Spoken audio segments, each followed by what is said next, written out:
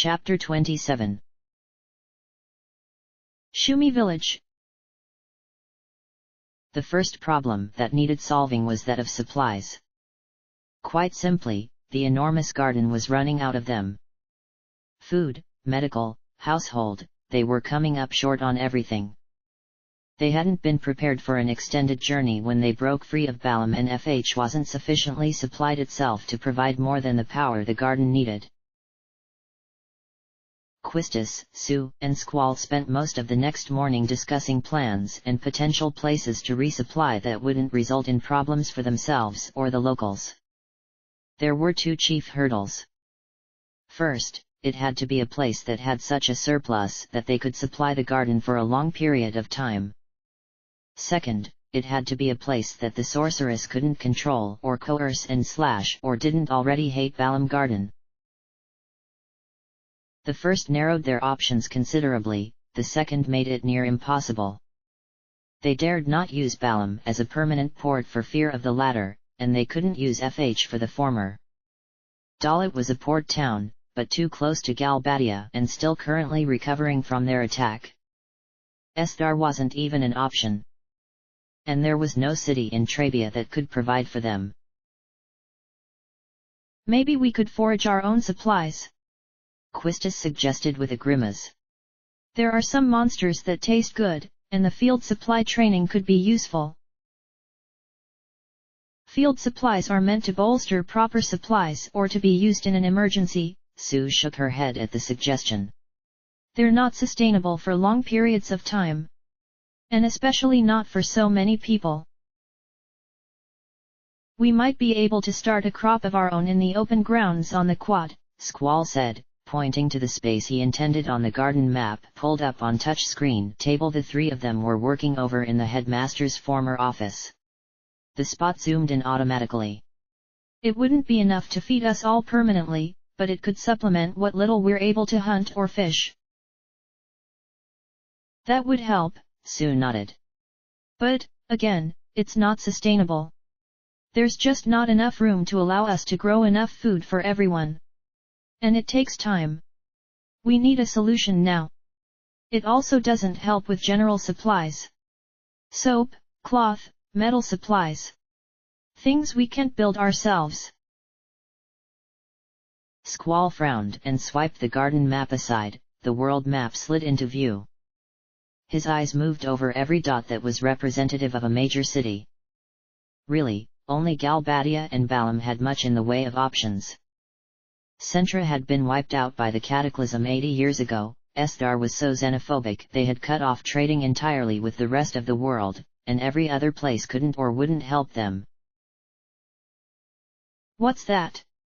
Quistis asked suddenly, pointing to a dot on the far north of the map.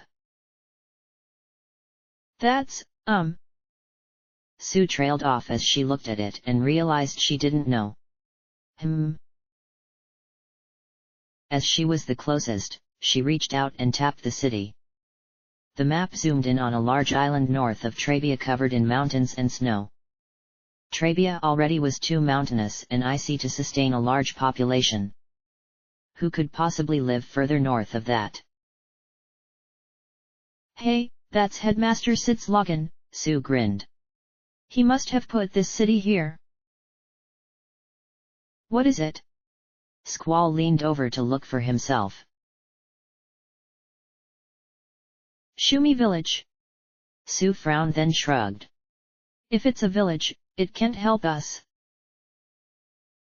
What's that? Quistis pointed to some writing below the city. The headmaster liked to put notes in on the places he visited or places he sent seeds on important missions. They're all over the map. Well, except Esthar.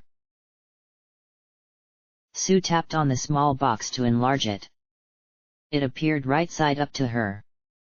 Squall, upside down as he was in relation, could read it with just slightly more difficulty than he would be able to normally. It was dated some 10 years ago. The last supply train was dropped off this morning. Estimated TTC for the training arena artificial habitat, 4 days. Monster eggs and plantings ETA, next week at the earliest. Second half of payment sent out at 8:30 this morning after confirmation of all supplies. Supplies? Quistis read, lifting her head first. Wait, does that mean this place helped build and renovate the garden originally? I thought FH did that, Sue frowned. They did the engines and the like, Squall corrected. Maybe this Shumi village was in charge of interior designs and decor. And the training center, apparently. Think it's worth a look? Quistis asked. Squall leaned back, looking at the map thoughtfully. Really, the only other thing he could do was search for Edia's orphanage, and he had no idea where to start that. The supply problem was honestly more pressing at the moment. Squall finally nodded. It can't hurt to check. I'll go tell Nita to announce the departure. Sue, how much longer do you think our supplies could hold? If we tighten the purse strings and ration correctly, I'd say we could pull things out for another 4, maybe 5 days. Squall nodded and left to alert Nita to their new destination. He was absurdly grateful for Sue during this time. He didn't think he'd be able to handle the running of garden the way she did. And with the garden faculty clones no longer working for them, she was in charge of it all. He had heard her discussing introducing a chain of command for her half of running the garden, and he privately thought it was a good idea. He kept it to himself because it was her business. As he was leaving, he heard Quistis call out, strangely hesitant. Hey, Sue. Can I talk to you? The door shut behind Squall before he could hear her answer. By the time he was leaving the bridge after giving Nita his new instructions, they were both out of the office. He wasn't really all that curious, he really just noted it out of habit. The garden didn't begin moving immediately. They were calling back anyone who had gone hunting, in the hopes of catching something worth eating, before they could leave. Squall really wanted to sit down and come up with some better guidelines for leaving the garden.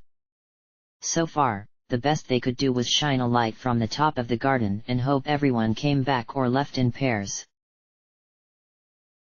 Before that, he needed to get to one of the second-floor classrooms to start virtual aiming practice with the gun blade students. He wouldn't need to be there long. There was already a sharpshooter instructor. Squall was only needed because shooting a gun blade wasn't the same as a firearm. He was in there a great deal longer than he initially thought. He didn't get a chance to leave until the scheduled lesson was over. His shoulders were stiff when he finally left, complaining at being locked in a classroom again. He hit the hallway and started going down what else was on his to-do list today. Off-campus guidelines, mid-level magic refinement and collection places, monster part collections for weapon upgrades. He owed that guy at the front of the garden a triple triad game. There was a rogue T-Rexor trying to break through the monster lair walls that needed dealing with. Sue had volunteered to assist him with that last one. Oh, and he had promised Rinoa he would have dinner with her tonight. It wasn't a date, he just owed her a cancelled dinner. Squall was putting off labeling anything they were doing together a third date. Rinoa hadn't brought it up again, but he knew she was waiting for him to officially ask for that third date. For what she had told him the third date would mean to her. Honestly, he didn't know why he was refusing to take that last step. To make it official. No one was even surprised to see them constantly around each other any longer. They tended to look more surprised when one was by themselves. Squall had even heard people saying that they were, in fact, an official couple. Unsurprisingly, even to himself, Squall found his feet heading towards the library where she tended to hang out. She really loved the books, the quiet given to her there. The selection of literature was so large that she said she'd probably never get bored. Squall liked the library as well. The quiet, the expected sense of distance between people required to maintain said silence. And now, of course, he would often find her there. But not today. Squall worked his way to the back, to where the study desks were, but the raven-haired girl he couldn't shake from his head wasn't there today. He looked around a bit before giving up and deciding she was elsewhere at the moment. As he was leaving, the library girl caught sight of him as she was restocking the shelves. "Oh, hey, Squall," she waved, calling him over. "Yes." He paused. "Looking for Rinoa?" She smiled and didn't wait for his answer, which was quite obvious. "She just left a few minutes ago. She found a book she said she wanted you to see and went off to find you." Of course. Squall nodded his thanks to her before continuing on. He had to actually bite back the sense of disappointment that she wasn't here. What was wrong with him lately? He was debating whether it was worth looking for her or if he should just continue on with the long list of things he needed to get done today. He hadn't had much time in this break, he didn't want to spend it searching for her only to end in disappointment. It didn't come to that. He heard his name being called when he approached the center of the garden and he lifted his eyes to see her on the raised dais that held the elevator. She was waving to him, beaming, the book she had found clutched to her chest.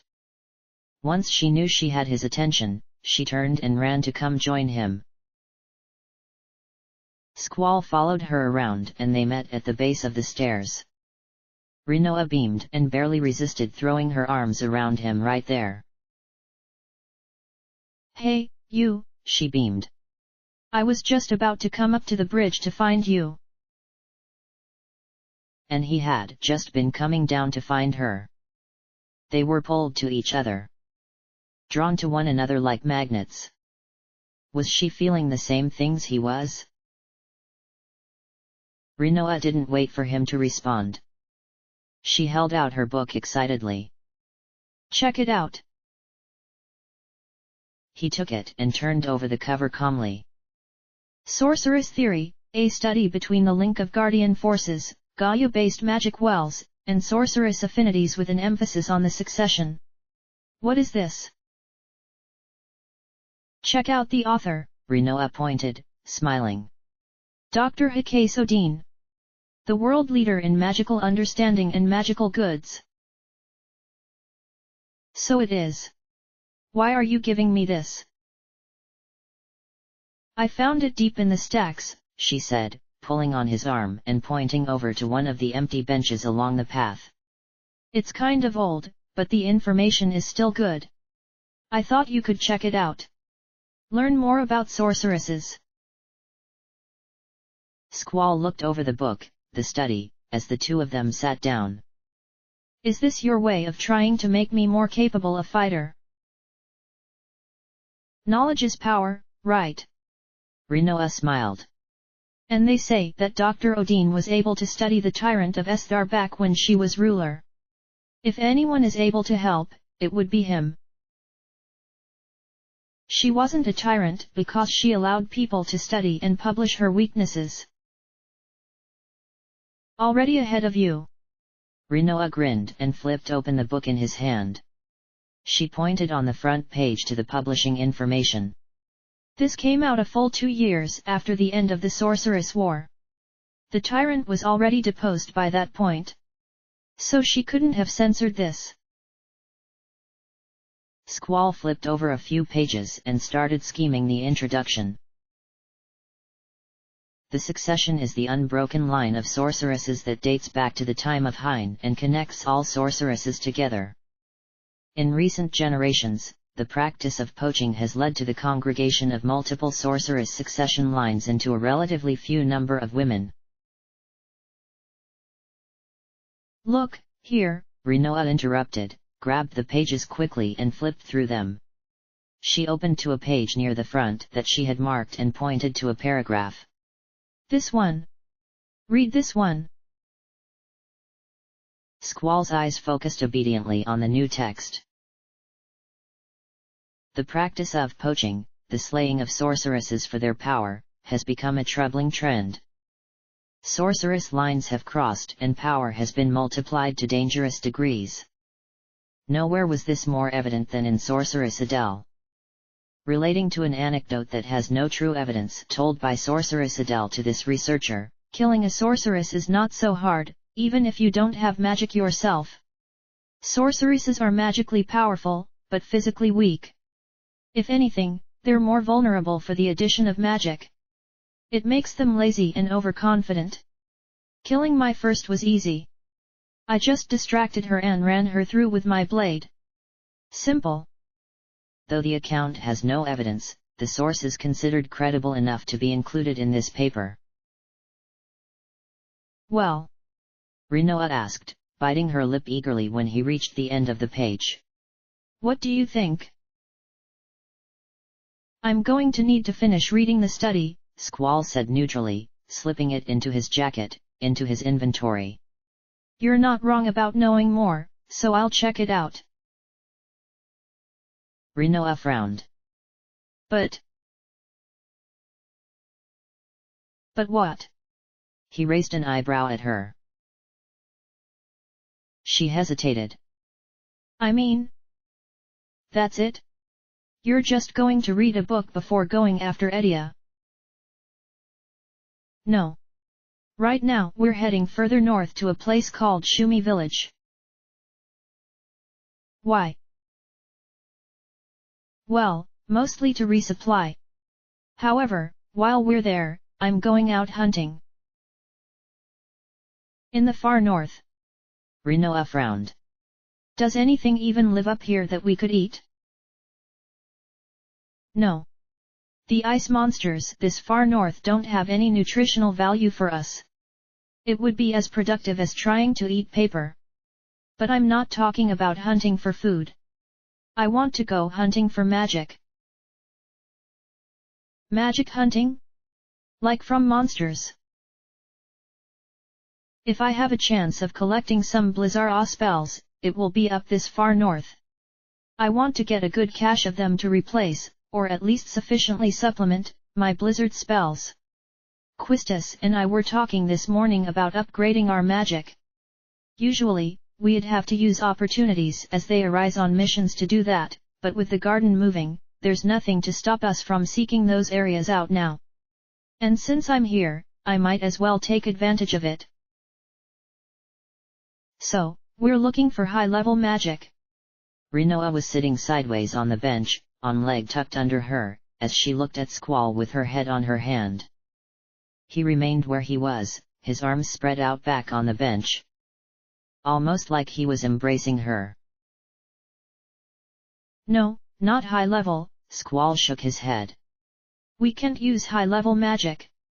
We have to accept mid-level. Why can't we use high-level? It's too powerful. These Odin capsules can hold Blizzara to capacity, but if I attempted to put a Blizzaga spell, just one, inside, it would shatter. They're just not capable of containing it. Even Kuraga is too strong. You can only put a single spell inside a capsule. We're just going to have to deal with the mid-level. So, what counts as mid-level? Squall thought for a moment before reaching into his jacket pocket. He pulled out a piece of paper and a pen and made a quick chart. Down one column, he wrote each of their names, starting with hers and ending with his own. Then, in the second column, he started listing their magic. Fire, thunder, bio, demi, slow, float. My magic? She asked. In the next row, next to Quistis's name, he wrote thunder and arrow. Under that, Zell with fire and arrow. Selfie with water and Asuna. Irvine with blizzard and thunder. Then, finally, himself also with blizzard and thunder. Aside from Cure, Cura, and Scan, which were magic spells with no affinity and therefore any GF would take them, it was their complete magic stock.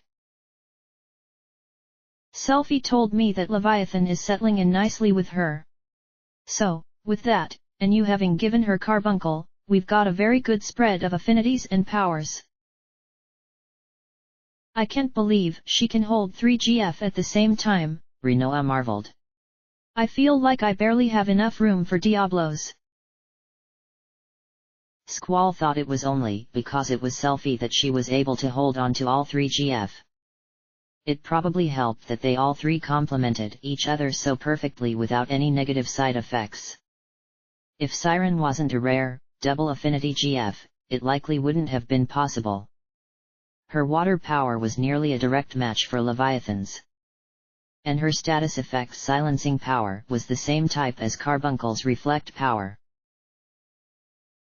So are you taking Irvine with you? Rinoa asked as he moved his hand back up to the top of the page to start on the third column. Taking him with me where? To hunt Blizzard. You both use Blizzard, right? He can't use Blizzard. Mid-level magic isn't like lower magic in that you can use it as long as it's not a direct contrast of your abilities. The magic increase is too powerful to handle if it's not your affinity. Of us, only I will be able to use Blizzard, but I won't be able to use Thundara. You see? Yeah, I get it, Rinoa nodded. So what's this column? This is the magic that we're going to be hunting down. Based on past seed reports on where the magic was mined, I think we can find most of it. Blind, zombie, haste, double, protect. Rinoa read off what he wrote next to her name. I think I've heard of some of those. Aren't those supposed to be kind of rare? Yeah, kind of.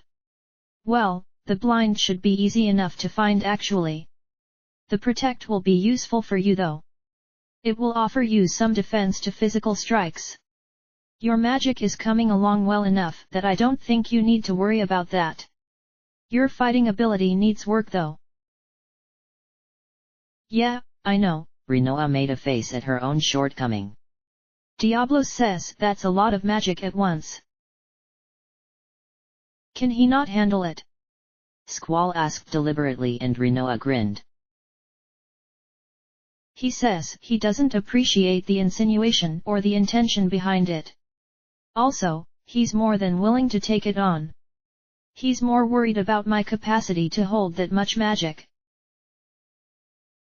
If you can't hold it all, you can return it to the Odin capsule. Squall continued writing down the column. Next to Quistis, he wrote Float and Thundara. To Zell, he wrote Fira and Holy. By Selfie, Silence and Confuse. For Irvine, Quake and Break. And next to his own name he wrote just Blizzard. That's it. Rinoa looked up. You're not getting anything else. There's nothing else I can have. Shiva's picky. Rinoa frowned. I wish she would expand her acceptance a bit. It's fine.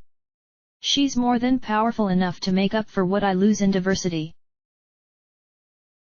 Rinoa sighed. So, where are we going to find all this stuff?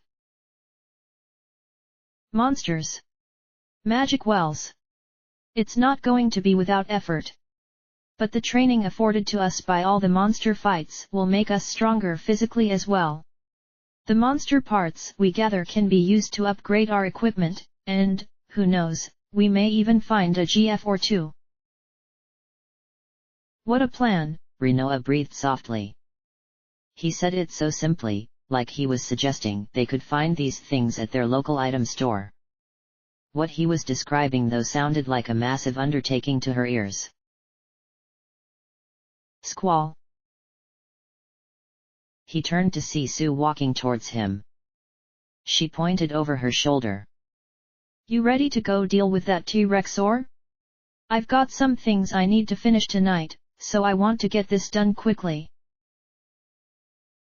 Yeah, Squall nodded and stood. The list he had crafted, he passed back to Rinoa, Can you make copies of this for me? I want everyone to have one so they know what magic they need. In fact, here, take my chip.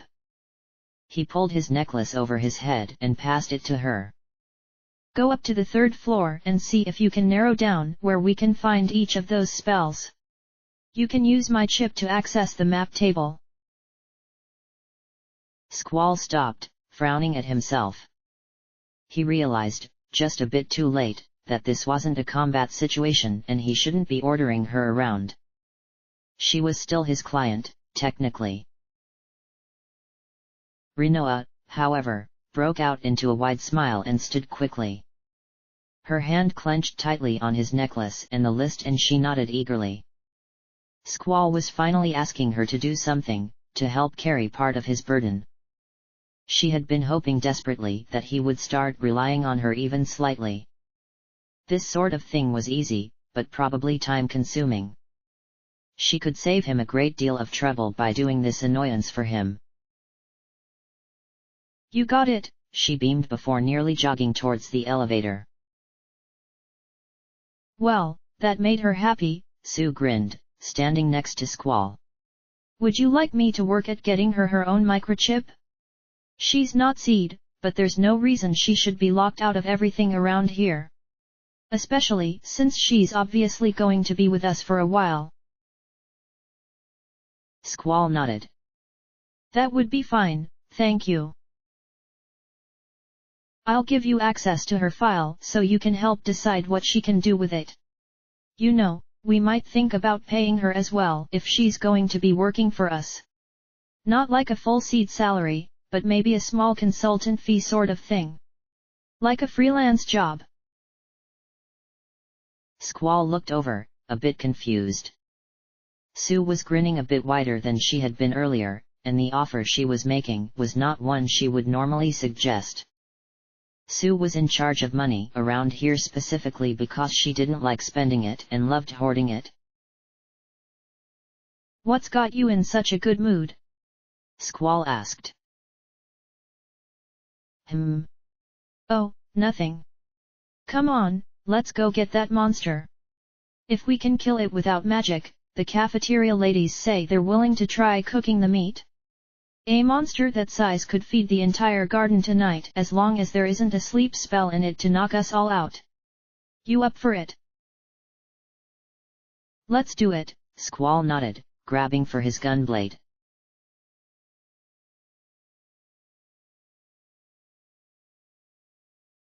Though Selfie was from this far north, she was actually uncertain about Shumi village. She had heard of it when Squall asked her, but said she didn't remember where it would be if she had ever known that information to begin with. The garden moved diligently through the mountains anyway, tracking further north. They had to cross more water and the freezing waves lowered the temperature around them significantly. The instructors, true to form, were using this opportunity as a chance to teach their students cold weather fighting and survival techniques.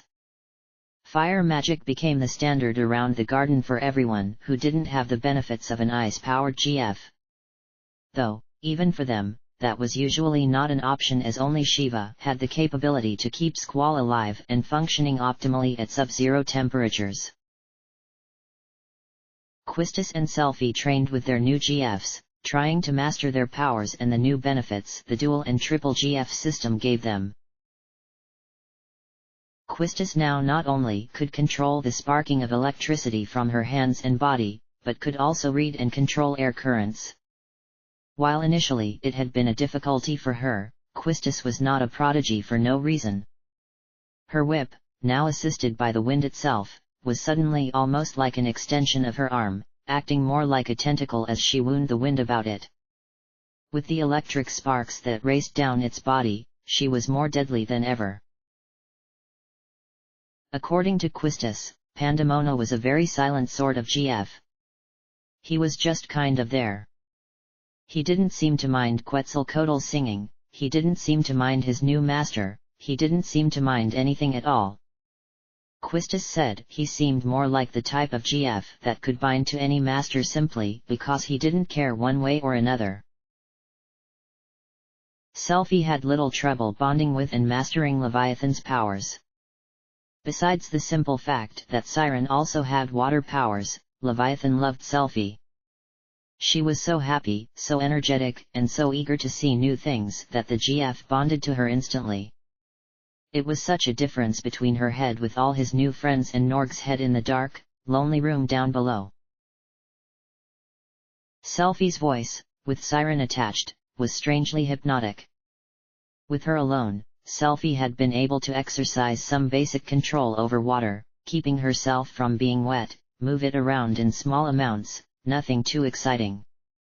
However, with the master of the waves himself, Selphie found herself able to actually breathe underwater for a limited time. 10 minutes was her current record actually breathing, not holding her breath, before the magic weakened to the point that she needed to draw in real air. And Carbuncle was able to allow her to enact a basic reflect shield at nearly any time that could reverse low-level spells without needing her to actually summon him. The 3GF together gave her weapon the ability to actually, physically beat back magic and fight under the water without a decrease in speed or strength. At night, when the garden stopped to allow Nita to sleep, Squall would go out hunting. He went by himself, despite everyone's dismay and his own rules. Shiva was in her element out here, finally able to free her ice in ways she had never been permitted before. Honestly, Squall didn't want to bring anyone because he didn't want them to risk hypothermia or frostbite because Shiva was having the time of her life commanding the ice and snow around him. During the day, Squall would go hunting with others at times for meat, for fur, for horns or talons, for magic, for skills. Sometimes with his comrades, sometimes with Sue or Nita, who would beg a break to be able to work out for a while, and sometimes he would take cadets out for field training. Mostly the gunblade specialists only, but soon the other instructors had managed to rope him into helping the other classes as well. The days passed rather quickly. His stash of Blizzard was refreshed easily, and his new stock of Blizzard spells began growing rapidly. To the point that he was able to use it as a total replacement for Blizzard for his magical needs much sooner than he expected. Shiva delighted in the new, powerful spell. It had been years since she had gotten to hold it, she told him, even before he had been her master. The Blizzard spell made it too easy for the temperature around Squall's body to drop dangerously low for those around him. He had needed to spend some time actually training to keep it and Shiva under control. It was about a week after they had left Trabia before anything changed. A week spent scouring the mountains and the islands of the north for the town they wanted while barely managing to extend Shu's 4 to 5 day supply estimate. Then Nita finally alerted Squall that he had spotted something besides rocks and trees in the snowy expanse. Holy Hein! Irvine cried, wrapping his arms around himself as he walked down past the front gates towards the lift with the others. It's so cold out here. Where's your jacket? Quistis asked, frowning at him. Irvine glared over at Selphie who was humming, cleaning her gold and ivory crescent wish with a cloth, bundled up in Irvine's stolen jacket. If I die of hypothermia, it's your fault, he told her. Noted, she grinned triumphantly. Ha ha, weaklings, Zell grinned, striking a pose with his hands on his hips. The air around him was steaming from Ifrit's fire in his veins. He was still wearing his shorts and short-sleeve shirt, completely unaffected by the freezing chill in the air. Oh, shut up, Zell, Rinoa glowered, raising her fur-lined hood over her head. Squall was already waiting at the gates for them to catch up.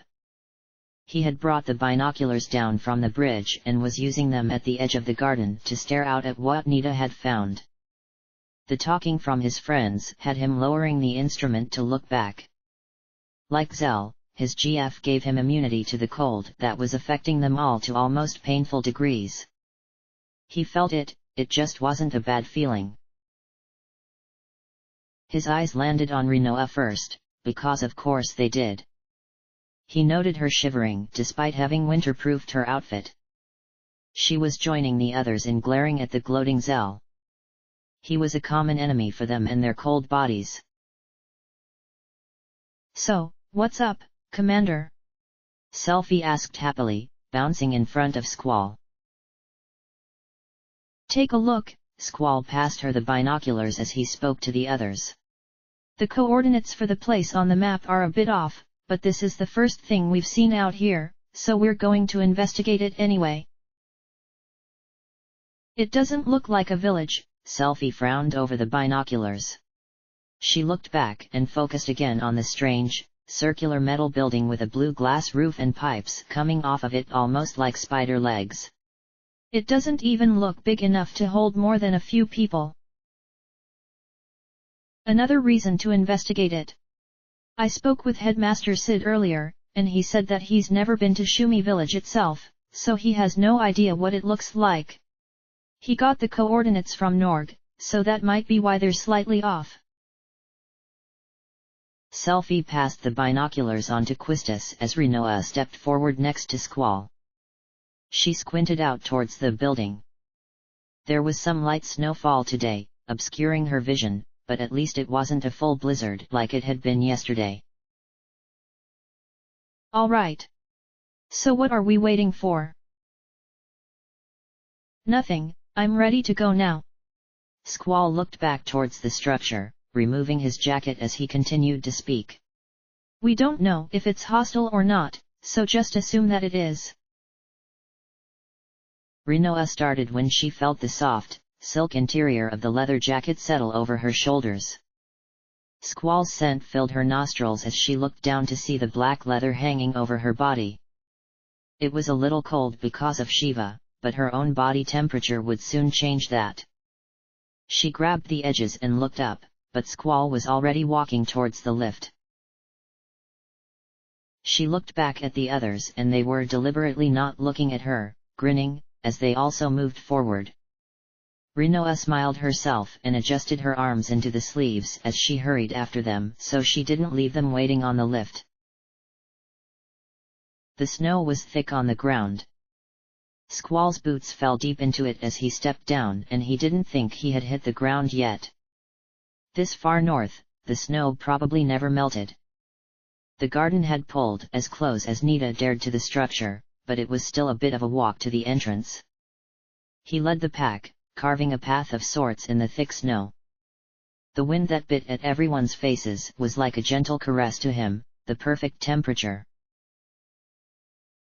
As they got closer, a path into the structure became more evident. Someone had taken the time not only to lay down stones to make walking easier, but to also kept it clean. As they walked in closer, Squall realized it wasn't kept clean by shoveling the snow. Pipes along the sides of the path were hissing out hot steam that melted the snow and kept it that way so that the path would never need to be physically cleaned off. They walked into the shadow of the large dome and Squall had barely begun wondering how to open the large, circular door when a red light suddenly started blinking green. He froze in place, instantly thinking that it was some kind of defense system. Then, with a hiss of steam, the door slid open. Warm air rushed out, hitting them almost painfully in contrast to the cold around them. There was no one there, it had opened automatically. Squall hesitated for only a moment before stepping inside. The crisscrossing of the metal beams in the glass ceiling cast long shadows on the dark soil. There was another door at the far end connected to a large blue glass tube and little else. No plant life, no furniture, no snow. The cold was a memory in this room that Shiva mourned even as the others were adjusting their clothing back, even Selfie returned Irvine's coat. Except for Rinoa. She was keeping Squall's jacket. What is this? Quistis asked, her voice automatically lowering. They could hear the hum of a machine, but they couldn't see where it was coming from. The snow falling from above was sliding easily down the domed roof. Squall, look, Rinoa pointed, touching his arm. He glanced over to the side. Near some low, long steps that led to the far door, looking over to them with curious faces, 3 men with yellow skin, no hair, and little wobbling pseudopods hanging from their chins, or maybe they were their chins, were looking their way. They didn't appear hostile, merely curious, as they watched. Hey, Zell frowned. don't they kinda look like Norg? But, like, in miniature. Think they're as hostile? Rinoa asked, looking at Squall. He said nothing for a moment and stepped towards the men. Norg had been a large, towering figure. He had moved a lot, agitated and restless. His seafoam eyes glared all around him as he made weird murmuring sounds. The 3 Shumi he walked towards now were about half of his own height. They were still but for their heads and eyes tracking his movements, and there was no challenge in their gaze. The one standing in front of the other 2 smiled at him. Welcome to Shumi village, he said, moving his arm to indicate to the side. If you wish to visit the village, just take the elevator to the bottom level. Bottom level? Squall frowned, looking towards the blue glass tube. It was an elevator? It seemed rather large for such a purpose. Shumi village is underground. Indeed, the front one nodded. You are most welcome here, of course. There is an inn if you are tired and food if you are hungry. If you cannot pay, you can trade or work. That is only fair. Squall nodded, agreeing with him, before moving towards the elevator. Just like the front, the door here opened automatically as they approached. The room they stepped into was large, contained individual seating set around in a half-circle, and a control panel. Please have a seat, a chipper voice suggested over an intercom. What's up with this? Irvine asked as the door shut behind him. Selfie and Rinoa took the voice up on its offer to sit. Squall and Quistis moved towards the control panel while Zell looked around and Irvine stood back. Where's the down button? Quistis asked. They didn't need to bother finding one. The elevator was apparently programmed to run on its own and they could hear its motor start up without any input from them at all. Oh, well then. Quistis grinned. Before she could say anything else, a hologram burst into life on the console top. A miniature figure of the Shumi people smiled out at them all happily. Welcome to Shumi village, he greeted, staring out into the room. You have been specially permitted to visit and we hope you enjoy your stay. Please refrain from violence or disruption. The elevator will reach the village entrance shortly. Selfie, Rinoa turned to her. Do you know anything about this place? She shook her head. No, not really. Trabia Garden liked to trade with the Shumis, but they usually came to us and I was never part of the group that would travel up here. I've met one before though. He was a really nice guy, very polite and soft-spoken. So, you two had nothing in common then? Zell asked, snickering. Selfie glared at him as Rinoa hid her own laugh behind her hand. The elevator moved fast. While the others were joking around, Squall was keeping his eye on a number that he imagined was the depth, if the negative value increasing was anything to go by. He could tell by that number when the elevator started to slow.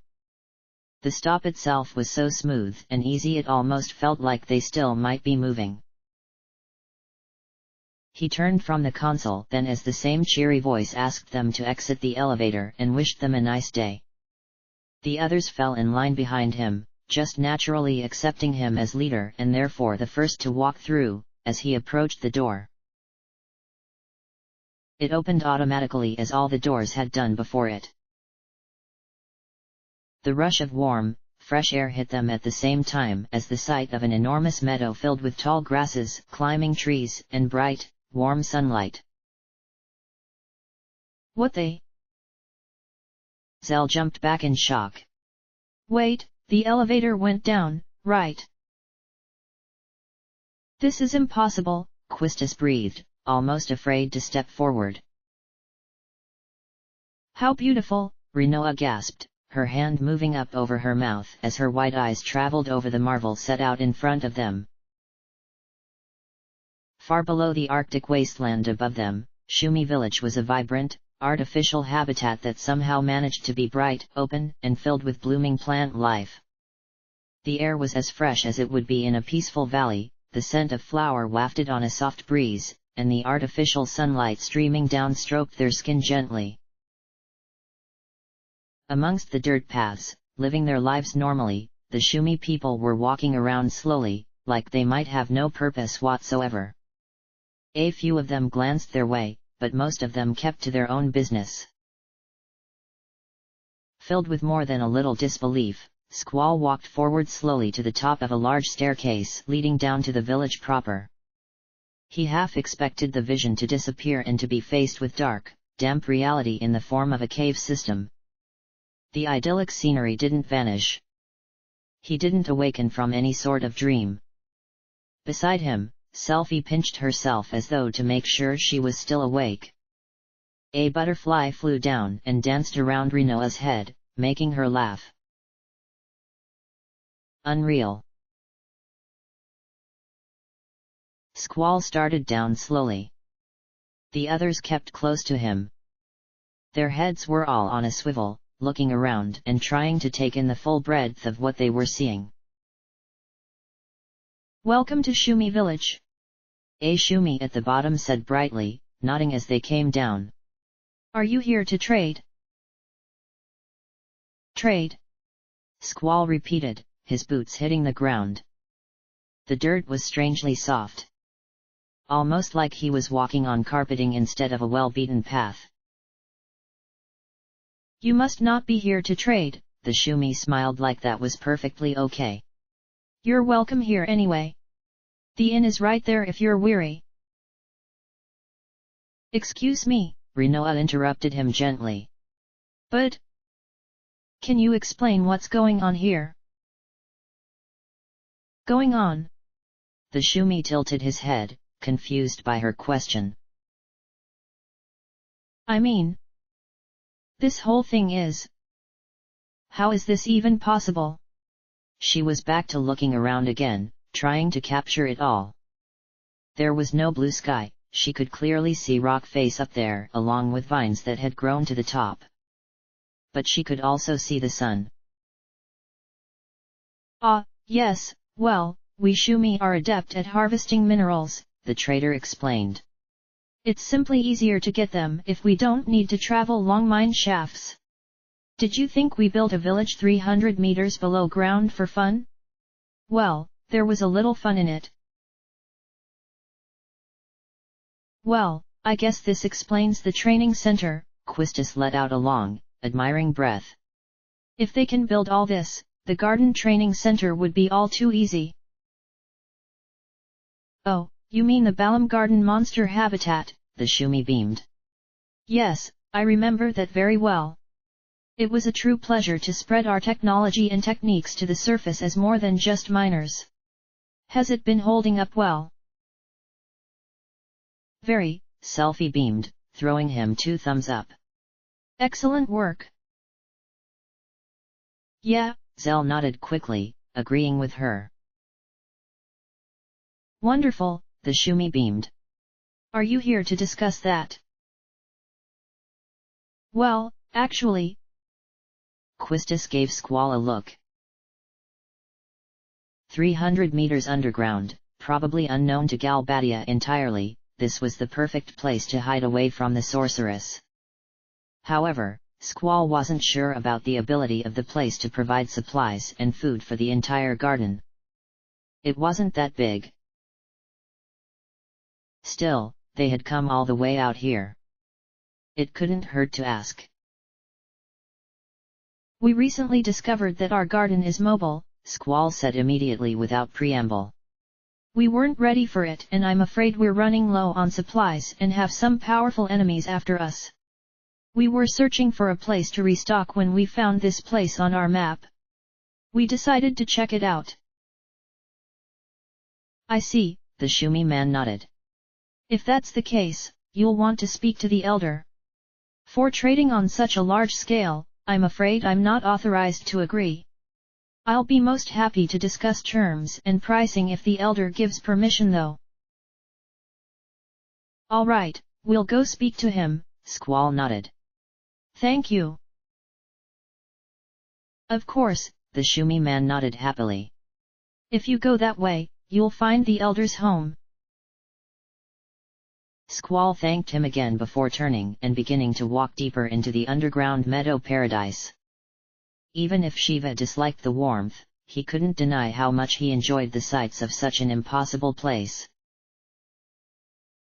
Weird, Rinoa said, looking back from the Shumi and up to Squall. Did you notice the way he talked? Yeah, he nodded. What about it? Zell frowned.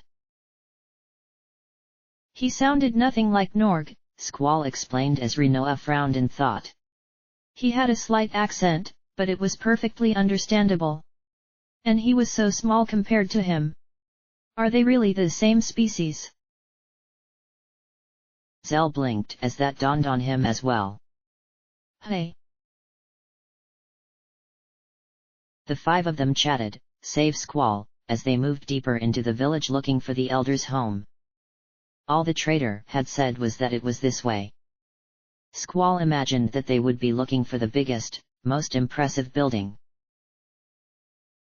However, all the homes they passed were humble and discreet. The Shumi had roofs that dipped incredibly low to the ground on either side of their homes, but doors large enough to fit human-sized people through. Like they were trying to accommodate any human guests they might have. As they walked through town, a few Shumi would nod to them in greeting, but none of them stopped going about their day. Not like they were being rude, more like they were just busy and happy to be getting on with their work. Whoa! Check it out! Zell pointed suddenly further along the path.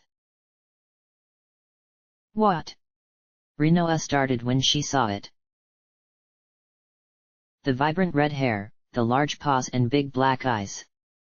There was no mistaking the Moomba that was standing in front of one of the homes. He didn't appear to be doing anything, just content to remain where he was and watch them pass. What's a Moomba doing all the way up here? Squall asked as they passed by, continuing to search for the elder's home. I used to see them all the time, Selfie said helpfully. I always just thought they were indigenous to this region. A better question would be how they got all the way to the Galbadian desert. As if the artificial meadow and sunlight weren't enough, the next thing that they came upon was a wide pond, almost a lake. Squall could imagine that this was already here and the town had been built around it when the Shumi dug down and found it. They had merely introduced plant life, amphibians, and fish to the ecosystem. Wow! Rinoa beamed, crouching down at the bank. A frog on one of the rocks croaked at her, expanding its wide throat, and she giggled. So pretty! Squall, this place is like a paradise. She turned, beaming up at him. Squall had stopped when she did, standing next to her as she peered down into the water. He nodded in agreement. It really was quite an amazing place. Hidden away, like a gemstone in the desert sands. Squall, look at that, Quistis pointed ahead of them. That building isn't like the others. Think that might be the elder's home. Squall turned from Rinoa, followed Quistis's finger. She was gesturing to a building just a little further up the path.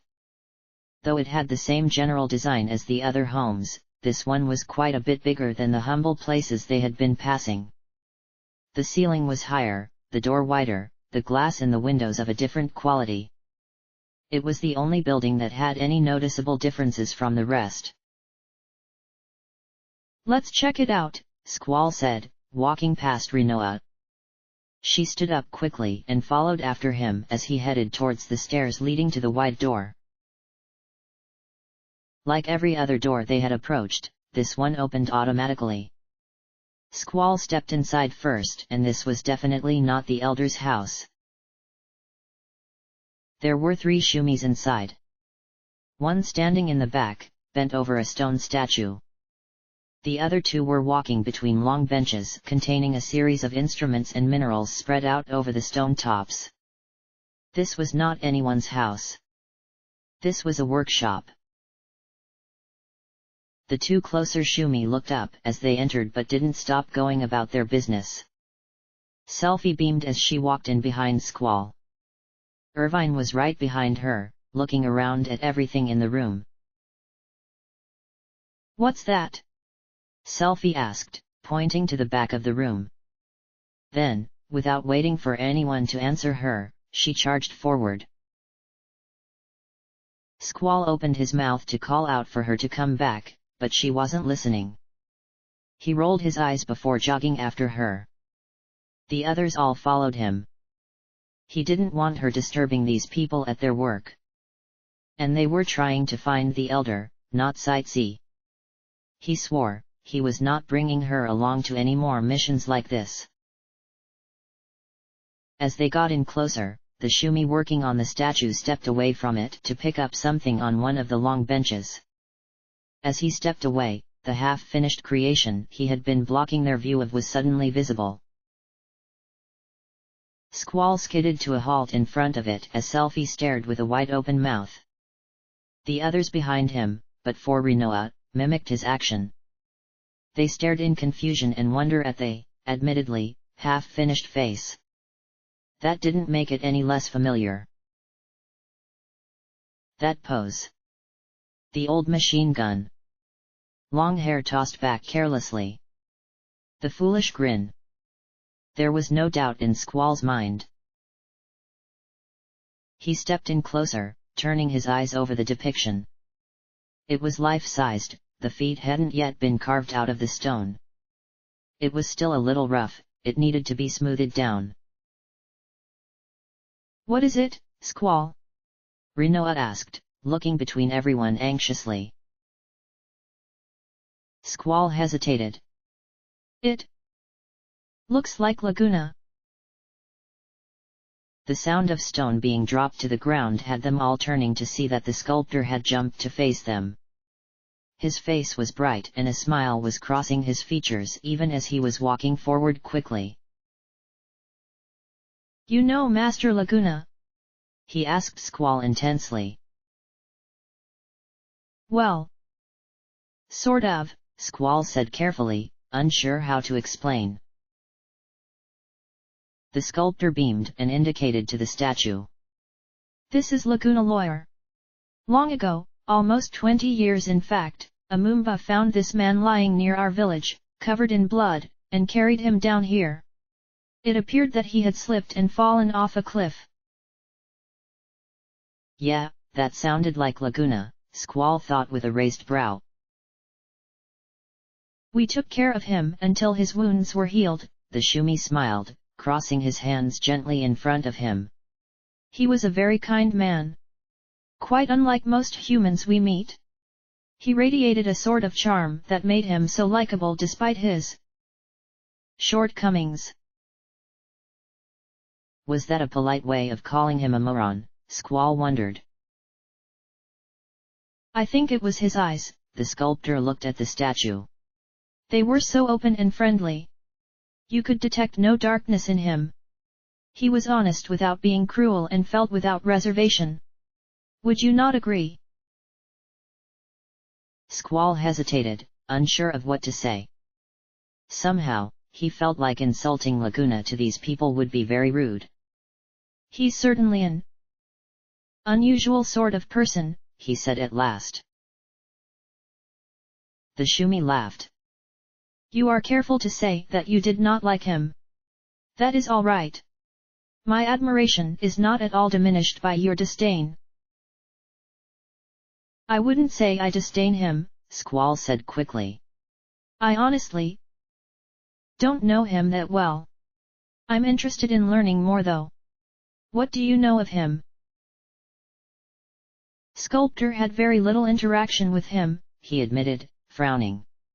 My loss, I'm afraid. He was quite a good man. If you wish to know more about Master Laguna, you should go talk to the elder. The elder, Squall repeated. Well, that was where they were trying to go anyway. Sculptor insists that you go speak to him, the Shumi said eagerly. Sculptor is sure it will please the elder. There was a light shining in Sculptor's eyes as he waited for Squall's answer. It was like looking into the face of a child, an innocent, as they asked for a favor. Expectation, excitement, eagerness. It was the sort of combination Squall couldn't deny. He nodded once. The Shumi beamed. Excellent. For a foreigner, you have a big heart. Here, take this to the Moomba guarding the entrance, it will let you pass. The Moomba? Oh. That building had been the elder's home? Squall took the small note Sculptor past him with surprise. That home had been just as humble as any other. Squall didn't know of any leader that didn't have finery attached with his position. But that also brought up a new question Squall wanted an answer to. You raise Moombas in this village? He asked, curious as to what they even were. They were too docile to be monsters. Raise. Sculptor turned his head, confused at the question. Moomba is one of the final forms that we Shumis can take. Final form? Say what? You don't know? The Shumi asked, as though surprised someone might not. Then, ever helpful, he launched into an explanation. Excluding the ones who are to become elders, all Shumis evolve at a certain stage in their lives. We become what is in our hearts. Those who cannot become honorable elders turn into Moombas. The passionate iniquity in their hearts gives rise to their red hair. Sculptor thought this was common knowledge. You did not know. It's not really common knowledge above ground, Squall admitted, hoping that wasn't insulting. The Shumi nodded sagely. Sculptor understands. We Shumi do not make much effort to connect with the outside world. Forgive Sculptor's candor, but your people are not always the kindest. We Shumi are much more content underground. Oh, but please do not take that to mean that Sculptor is not pleased with our conversation. Squall shrugged, not at all hurt by the insinuation. Man, that must suck, Zell shook his head. Having to turn into those beasts. Squall knew that Zell had something wrong before Sculptor could even react. His yellow face darkened to a deep brown, like his face was flushing with anger. His hands raised in anger as he sputtered and his accent deepened to his more natural tone. Beasts. How dare you call them beasts? He shook his head quickly, trying to get his accent back under control. Yes, the ones who become elders are remarkable people, but to call those who don't beasts. The Shumi made as though he was going to reach past Squall and throttle Zell. It was only his angered cries that came out though. Did you not see their noble features? Their gem-like eyes revealing innocence. Their bright red hair symbolizing passion. Their spectacular mane signifying power. Their soothing, adorable cries. Their mighty hands with incredible strength. Their proud postures demanding respect. His words were tripping over each other in their rush to come out. Sculptor slammed his hands to his sides, glaring at Zell. Everything about them is great. Okay, Squall held up his hands, trying to calm Sculptor down. He turned and leveled a sharp glare over his shoulder at Zell, who flinched back. That look didn't bode well. He apologizes, Squall said quickly, looking back at Sculptor. Zell doesn't really have much in the way of tact. And he's pretty dense. He didn't mean any harm by it, he just didn't know any better. Sculptor, still agitated, tried to straighten his robes. One cannot be blamed for ignorance, only for continued ignorance. If he does not know, he should learn. I'm sure he'll be eager to learn, Squall said deliberately, and Zell flinched again. I apologize again. Sculptor's face calmed slightly as he looked at Squall with a new expression. Interesting. You're so different, and yet you remind me of him. Squall frowned. Remind you of who? Sculptor smiled, shaking his head. I'm sure it's just a coincidence. Please, the elder's home is just down the path that way. Go speak to him. Squall nodded once and turned. Zell was eager to leave the building, but Squall couldn't help but look back at the Shumi. Sculptor wasn't looking at him anymore though. He was now staring up at the statue of Laguna, a distant look in his eyes. So, Laguna made it all the way up here, Irvine whistled as they started down the path. That man really did end up going everywhere. Sir Laguna is really amazing, Selfie agreed, sighing happily. I think I'm kind of sad that I never got to see him, Rinoa smiled. It seems like he was a really great guy. What do you think, Squall? He was something, he said neutrally, making her laugh. I guess that about covers it, Quistis nodded. I can't imagine the two of you getting along. Kind of makes me wonder why Elone always puts you in Laguna's head but changes up who gets to be Kiros and Ward. The others started laughing and talking as they returned to the house the Moomba was guarding. He looked up again as they came in close and purred gently as Squall walked up to him. Squall hesitated for only a moment before pulling out Sculptor's letter. He asked us to speak with the elder, Squall said, holding it out. The Moomba didn't take it as he predicted. He sniffed it. Then he sniffed Squall. When his eyes opened again, they were bright and happy. He nodded, purring with a sweet, soft coo before stepping aside. He took a seat on the path and watched them calmly.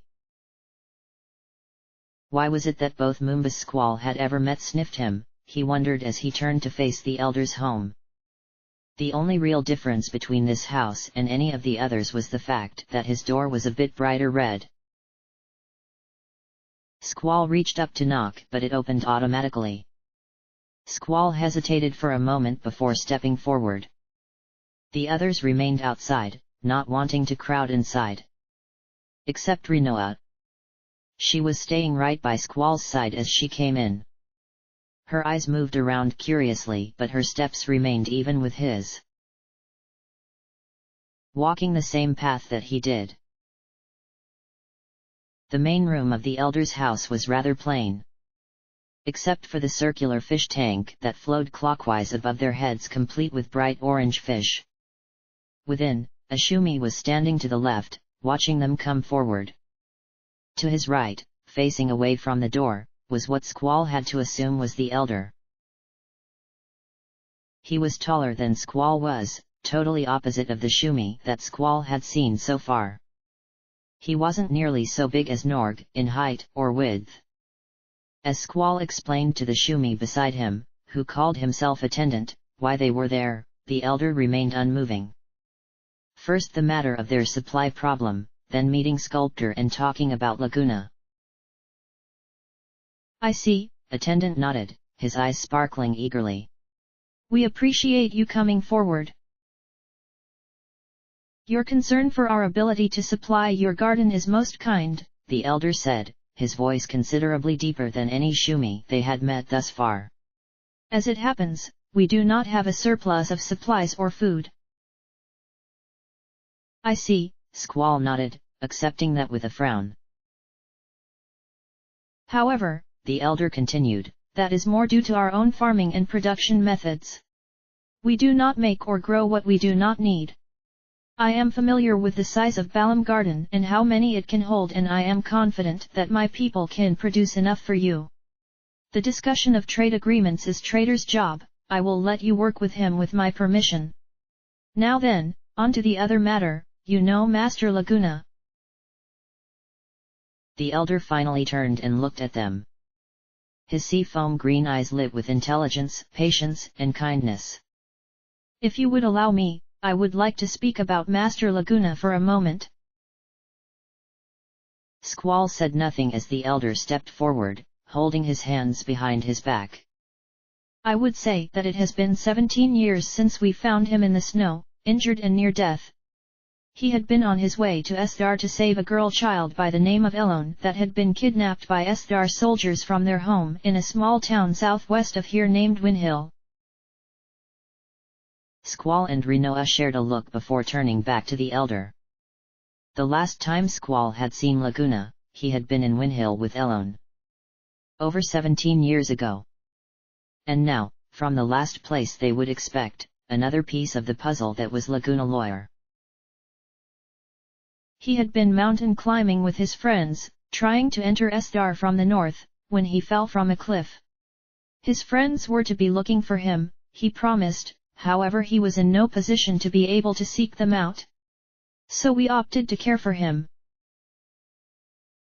He stayed with us for a short while until his injuries healed. We Shumi do not use GF and therefore do not use magic.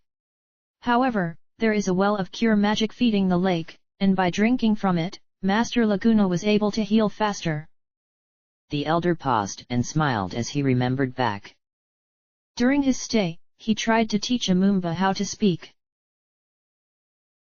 Laguna. Laguna. As though through a tunnel, the Moomba's call from inside the D-District prison returned to Squall in full force. Why? Squall asked softly. The elder grinned. He told me that he felt sorry for the Moombas because they don't know any words. He said that words are useful and precious. I believe that the Moombas don't need to know words, because the important things can be communicated without words. Our hearts can call to each other, and convey our true intentions. Our hearts. Rinoa repeated, smiling gently. The elder nodded. We are, all of us, connected to each other. Perhaps, we don't need words either. Perhaps, our hearts are enough to communicate. For those who find speaking to be difficult, and emotions hard to convey, it is their actions and hearts more than their words that speak. I understand that, Rinoa said, almost looking over to Squall. Even Master Laguna was not very good with words, the elder chuckled. His communication skills were horrible. Despite that though, we still understood what he was trying to say. What he was so desperate to convey to us. How much he needed to save Elone. His eyes, far more than his words, told us this. The elder was staring deep into Squall's eyes now, surprising him with the intensity. Squall felt suddenly like he was being studied, dissected, and observed. It made Squall a little uncomfortable, but he didn't look away. He returned the elder's gaze with a distant one of his own until the elder grinned. That is all I have to say. Thank you for listening. Why are you building a statue of him? Squall asked, curious despite himself. You find it strange, yes. The elder smiled. I doubt you will understand. However, we believe that Master Laguna has something very special. Something very rare. The power to attract people. Not through good looks or what have you, but through something else. Something difficult to quantify. We still do not know what it is. So we decided to build the statue of him. We felt that we may be able to capture that quality, to understand what it is that makes Master Laguna so special by doing this. That bumbling clown, Squall thought harshly. They believed he was able to attract people? Honestly, Squall was amazed he managed to survive to adulthood. He rather thought that wasn't something he should bring up though. Thank you for speaking with us, he said instead, trying for diplomatic. I'm afraid I'm not qualified to speak on trade either. That's more for Sue to handle. I'll call her down here to begin discussing with trader an agreement. Excuse me. Rinoa was already turning towards the door, walking out, when Squall turned to follow her. The elder stood up from the seat he had taken while speaking. Please, wait.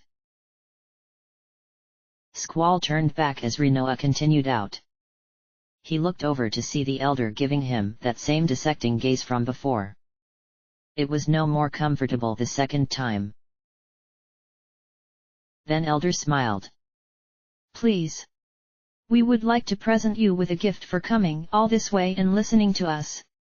And for our new trade agreement. But, in Shumi, one must work to earn anything. This is our way. I have an idea that I think will work best. Please assist sculptor in the workshop so that I can present you with this gift. Assist him with what? Squall asked, wondering how long that would take. He didn't want to be rude by refusing a gift, but he did have other responsibilities right now. Nothing too onerous, I assure you, the elder smiled. I merely want you to assist in finishing Master Laguna's statue. We wish to have it completed as soon as possible. Squall thought it over for a moment before nodding. He was going to have to wait for Sue to finish negotiations anyway. Very well. The elder smiled, ignoring attendant's look, as Squall left his home. Rinoa was already outside, explaining to the others what the elder had said. When Squall caught up, he finished the explanation with the request given to him. Ah, man, Zell frowned. What's the point of a gift if you have to earn it? It's their way, Squall shrugged. And you don't have to worry about it, because you're not helping. You're going back to garden and are going to write me a 20-page report on Shumi culture. What? Zell fell back a step, his eyes wide. You gotta be kidding me. Come on, Squall. Make me do push-ups or give me a grad body count or something. That won't teach you a lesson about cultural sensitivity. The Moomba are obviously important to them and you were insulting. I expect it by tomorrow, so you better work fast. Frickin' hell. Zell kicked at the dirt before turning to sprint from the village. He didn't want to find out what Squall would do to him if he failed to deliver the paper on time. Quistis, I want you to return to garden as well, Squall said to her more calmly. The elder gave trader permission to work with us, so I want you to bring Sue down to begin negotiations. She'll know more about what we need than I do. You can assist her, then consider yourself off duty when you're done. Yes, sir. Quistis smiled before turning to follow after Zell at a much more sedate pace. Rinoa, Selfie, Irvine, you all and I are going to help finish the statue. I've been assured it won't be difficult, but the sooner we finish it, the quicker we can go back. Sweet. Selfie laughed. What are we doing? We're going to ask sculptor what he needs and do whatever it is.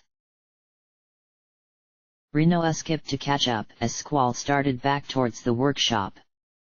Squall's jacket was slipped off around her shoulders, hanging on limply to her, but she made no efforts to give it back.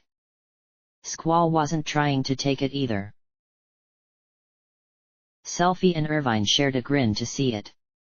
Neither of them said anything because they didn't want him to get embarrassed, but they couldn't help but be happy for him. 10 years was an awfully long time to be alone, and if he was finally changing, then that was a great thing.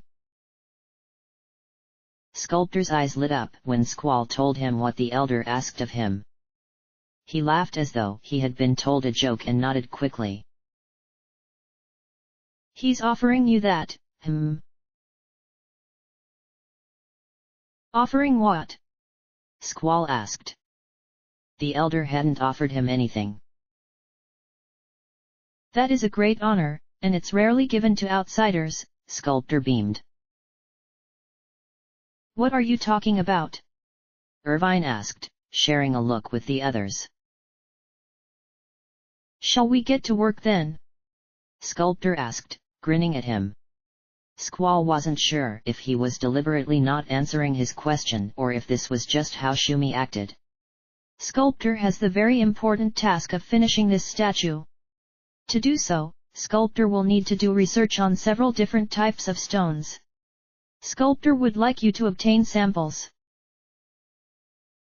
Sculptor waited, actually wanting Squall's agreement to do this. He was already here. He nodded, prompting him to continue. Sculptor needs 5 kinds of stone: shadow stone, wind stone, life stone, water stone, and blue stone. We don't know anything about stones, Squall admitted, frowning. That is all right. The stones are so named because of their characteristics. And all 5 types of stones can be found around Shumi village. Trader near the elevator is very knowledgeable about stones if you require assistance. Sounds like fun, Selfie laughed excitedly. Right, Irvi? He nodded, tipping his hat. Hey, Squall, wanna make it interesting? Somehow, I don't think I do, Squall said, dully, making Rinoa giggle next to him. Are you thinking what I'm thinking, Irvi? Selfie asked, clapping eagerly as she bounced on the heels of her feet. 5 stones to find, 2 teams of 2, Irvine gestured to the 4 of them. A friendly couples competition to see who finds the most stones. Couples competition? Squall and Selfie asked at the same time. He with a raised eyebrow, her with a raised voice. You sure you wanna lose that badly, Irvine? Rinoa asked, leaning forward with her hands on her hips, one of the shoulders of Squall's jacket falling down loosely. If this were a battle, you might be right, but Squall doesn't know rocks. Irvine crossed his arms, giving her a smug grin. On the other hand, I have 2 Earth GFs in my head. You sure that you wanna start bragging so soon? Name the wager, Irvine, Rinoa smirked confidently. Alright then. Besides the standard shame and humiliation that comes with crushing defeat, if you lose, you both have to join the Garden Festival Committee and become active members. No in name only stuff, you got me? Fine. Rinoa crossed her arms.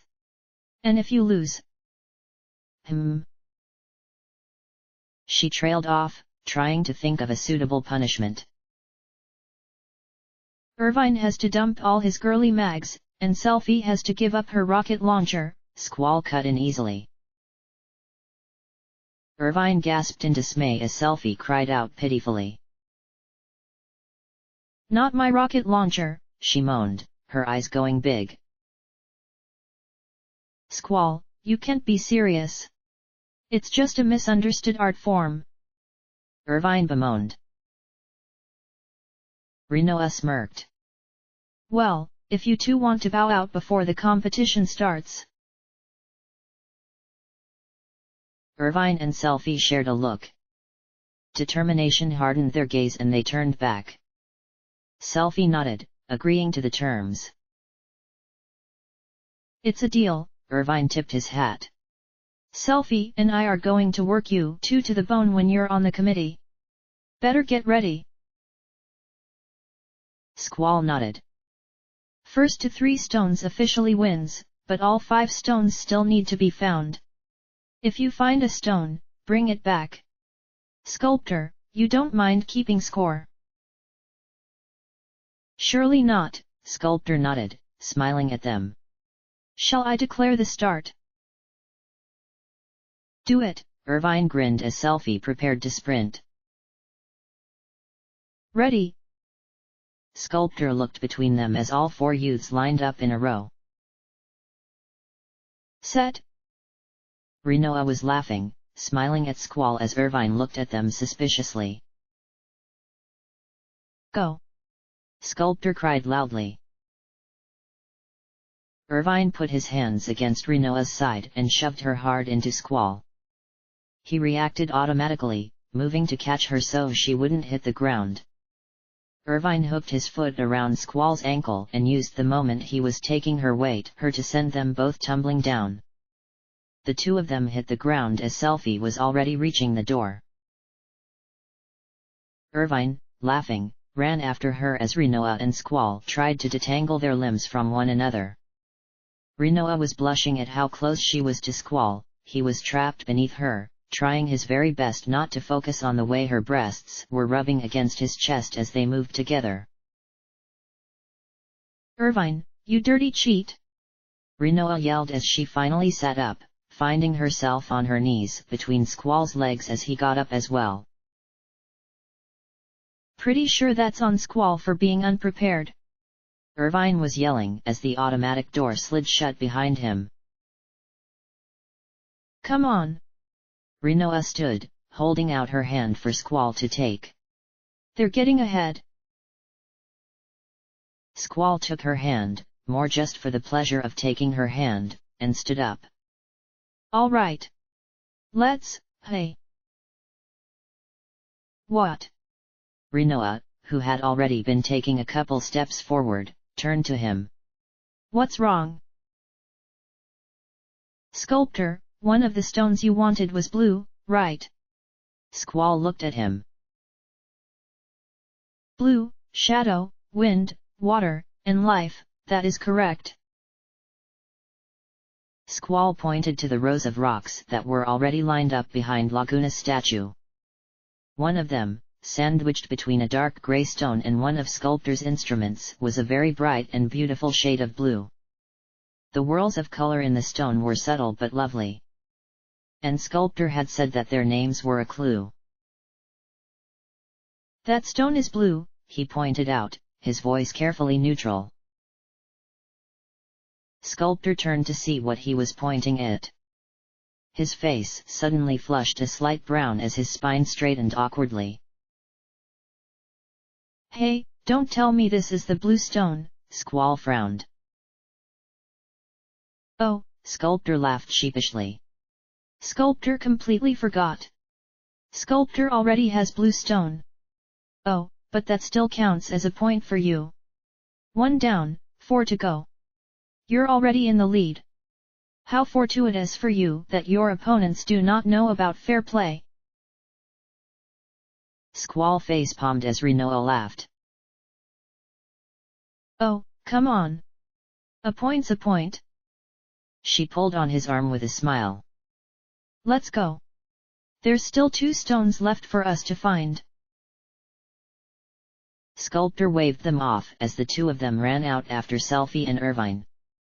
By the time they got outside, the others were nowhere in sight. Want to go talk to Trader? Get some hints?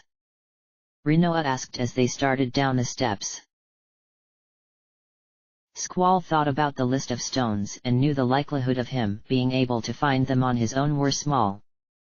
He knew nothing about geology. He nodded and led the way down the path as the 2 of them raced for Trader near the town entrance. As they were turning onto his street, they spotted Irvine and Selfie standing up from a rock. Their hair was moving in the breeze that circulated impossibly down here. Hey, losers, Irvine grinned, holding up the seemingly innocuous grey rock. Wind stone, infused with an arrow spell. It generates the air currents down here. That's 1-0. Feeling nervous yet? It's 1-to-1, Irvine, Rinoa corrected, smirking. We already found blue stone. What? He started, taken aback. How did you find it that fast? Better start saying farewell to those magazines, Rinoa called back, laughing as she followed Squall down the path. Irvine and Selfie shared a look before running back to give Sculptor their catch. Sue worked fast. As Rinoa and Squall were running up to Trader's table where the two of them were already deep in negotiations, she was already talking to him eagerly. Quistis was there as well, smiling gently at the exchange between the two parties. She looked up as they approached. Oh, hey, Squall, she greeted. Come to check on us? We're doing fine. No, that's not quite it, Squall shook his head. I'm sorry to interrupt, but can I ask you a few questions, Trader? The Shumi looked at him curiously. Of course. What do you need? Just information. The Elder has us on an assignment for Sculptor and we need to find some stones. We don't really know anything about stones though. Oh, of course. Trader shall be happy to assist. He nodded. What do you need to know of? Mithril? Adamantine? Moon crystal? There is no substance, no matter how rare or obscure, that Trader does not know about. What about Shadow Stone, Life Stone, and Water Stone? Trader's face fell slightly, a little baffled. Shadow Stone, Life Stone, and Water Stone? Those are very common sorts of stones. Why is Sculptor sending you after those? He said he needed them for research. Squall crossed his arms. He was really starting to feel like he was being mocked right now. Oh. Well, it is not Trader's place to say what Sculptor might or might not need. What do you need to know? Where we can find them. What they look like. That sort of thing. That's easy, Trader smiled calmly. Shadow Stone is a dark rock, grey and rough to the touch. It's very photosensitive and degrades quickly in bright lights. You're not going to find it anywhere that receives a great deal of light, especially sunlight. Life Stone is a beige sort of stone, usually soft with marbling. It is so named because you can grow plants on life stone like it is soil. Water Stone, of course, is to be found in water. It's light grey in color and spongiform in texture. It tends to be found in thin sheets and is excellent for use in washing. Is that helpful? Squall nodded. Very much. Thank you. I'll let you get back to negotiations. Sue. Commander, she nodded back to him. There was a grin on her face. A hungry sort of expression she only got when making a deal. She was having the time of her life right now. Quistis, standing next to her, recognized that same look and she and Squall shared a glance over it. Rinoa waved to the both of them as she and Squall started back. So? Where do you want to look first? Honestly, they sound rather ubiquitous, Squall frowned. There's just so many places that they could be, it makes it more difficult to narrow down. Ah! Cheaters at 3 o'clock.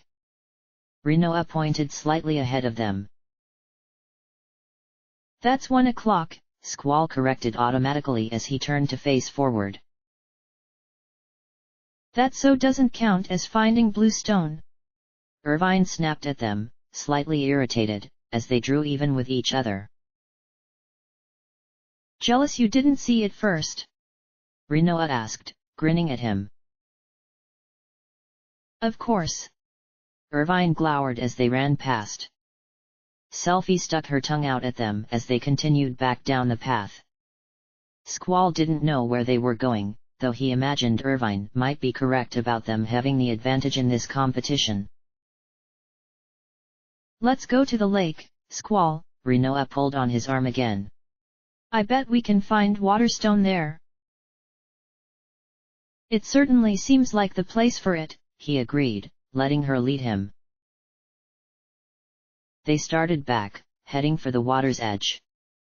Rinoa was talking to him, laughing and practically skipping from excitement.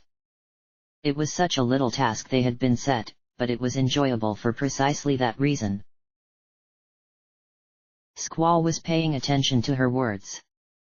He really was. At least, he was listening to her with half an ear. It wasn't that he didn't enjoy hearing her slightly melodic voice, he was honestly just a little distracted. Rinoa was having fun. Her cheeks had flushed in response, giving a slight glow to her skin.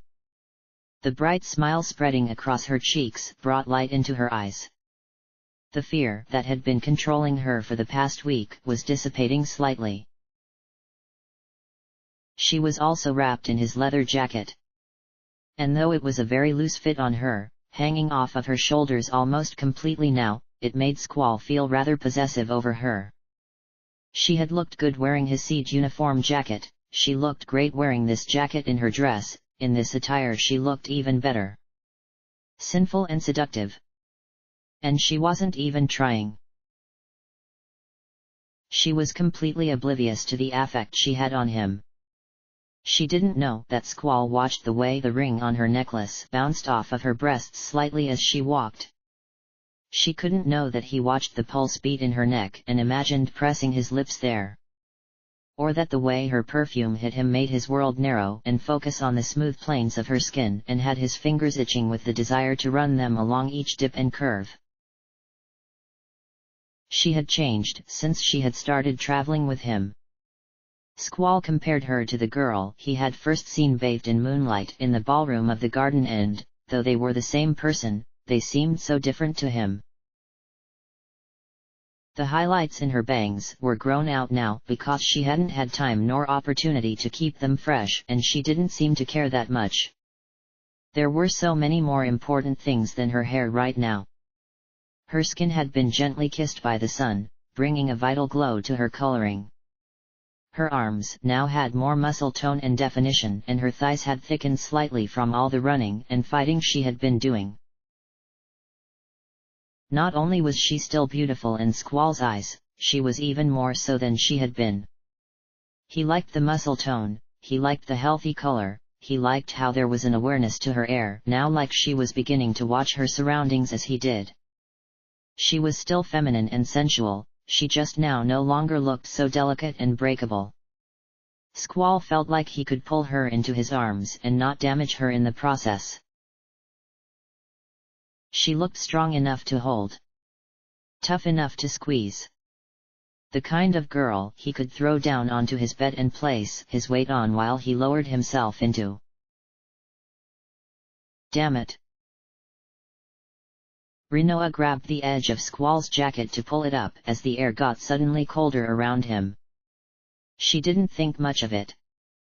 He had been getting cold at random times since he had started using Blizzara in place of Blizzard. He just needed to get used to the power boost. She was focused on trying to find the stones. Meanwhile, Squall was busy going over monster statistics of every beast he had fought since his first visit to the training center to keep his mind off of Rinoa's body and what it would be like to lose himself, to stop thinking for one damn minute, in that body. She would be warm, she always was, and the sweet way she called his name. Squall. He jumped guiltily, thinking for a crazy moment that she had somehow heard his thoughts. Or maybe the cold Shiva was wrapping him in wasn't doing enough to calm down his body and she had seen something. However, when she grabbed his arm to stop him and he halted, he turned to see that she wasn't even looking at him. She was beaming up at the short drop-off they were walking by. Look! She pointed eagerly. Squall followed her hand, confused. The drop-off was just a bit taller than his head. There was a tree growing at the top and its roots were bursting from the side of the earth alongside vines that were climbing their way up. Then he looked closer and he saw it. There, amongst the roots and vines, were many sand-colored rocks with marbling. A few with roots actually growing out of them. Life stones, Rinoa beamed. Can you reach them? Squall stepped off the path and towards the drop-off. All the stones were higher up than he was, probably higher than he could jump. The roots looping through the earth looked sturdy though. He shrugged and reached up to grab one. Careful, Rinoa said sweetly as he started climbing. He hesitated only for a second before continuing up. She was telling him to be careful while climbing a rock that he couldn't even hurt himself on if he fell from the top. That was so nice. No one else cared for him like she did. Squall reached forward and pulled one of the sandstone-colored rocks out of the ground. Below him, Rinoa clapped in approval. Sweet! Let's go give it to Sculptor. Squall released the wall and dropped down to the ground. He landed neatly in front of her and she smiled at him. Showing off? She asked with a grin. It was faster. Yes. Yes, he was. Rinoa fell into step beside him as they started back. They weren't running this time, kind of content to just walk. It was so nice down here. Everything seemed to be going slower. Even though they knew it was a competition, it was hard to work up a great deal of urgency. I really like it here, Rinoa admitted as they started past the lake. It's so calm. So peaceful. It's almost like this place isn't even part of the world. Yeah. Squall looked out over the peaceful lake stretching across the enormous cavern that he still couldn't believe was underground. It's too bad we don't get to stay for longer, she sighed, looking down at her hands. Squall glanced over to her, frowning. Well, you know, we aren't going to leave immediately. They won't finish negotiations and loading the garden up tonight. We can stay here in the inn. If you want to. You would do that for me. Rinoa beamed up at him. We don't have to. I'm not complaining. VIII Garden is really beautiful. It's just... I feel so at peace here, you know. Squall did know.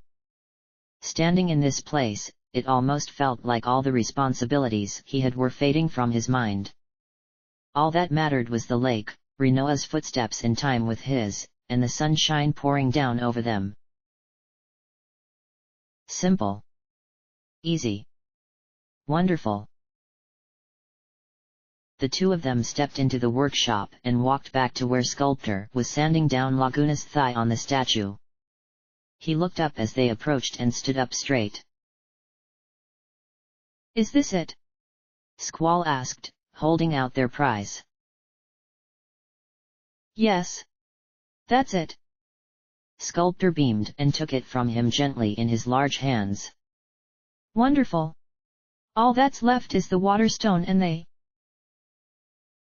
shadow stone. Squall and Rinoa turned to see Irvine holding out something wrapped in a piece of cloth. They looked from it up to him and he frowned. Look, it's in there, all right. Every time we expose it to the light, it starts turning into dust. Just trust us, it's in there. Sculptor stepped forward and took the package from him. The Shumi was careful to hide the stone in the shadow of his own hands as he checked it. He nodded and wrapped it back up. Where was it? Rinoa asked curiously. Up top, Selfie beamed. We found it in a shadowy spot under the dome. There's just nowhere dark enough down here often enough for shadow stones. Excellent, Sculptor nodded to them. With that and their life stone, that leaves only the water stone left to find with the tie-in points. Whomever finds this stone wins. Hey, Squall. Irvine looked to him.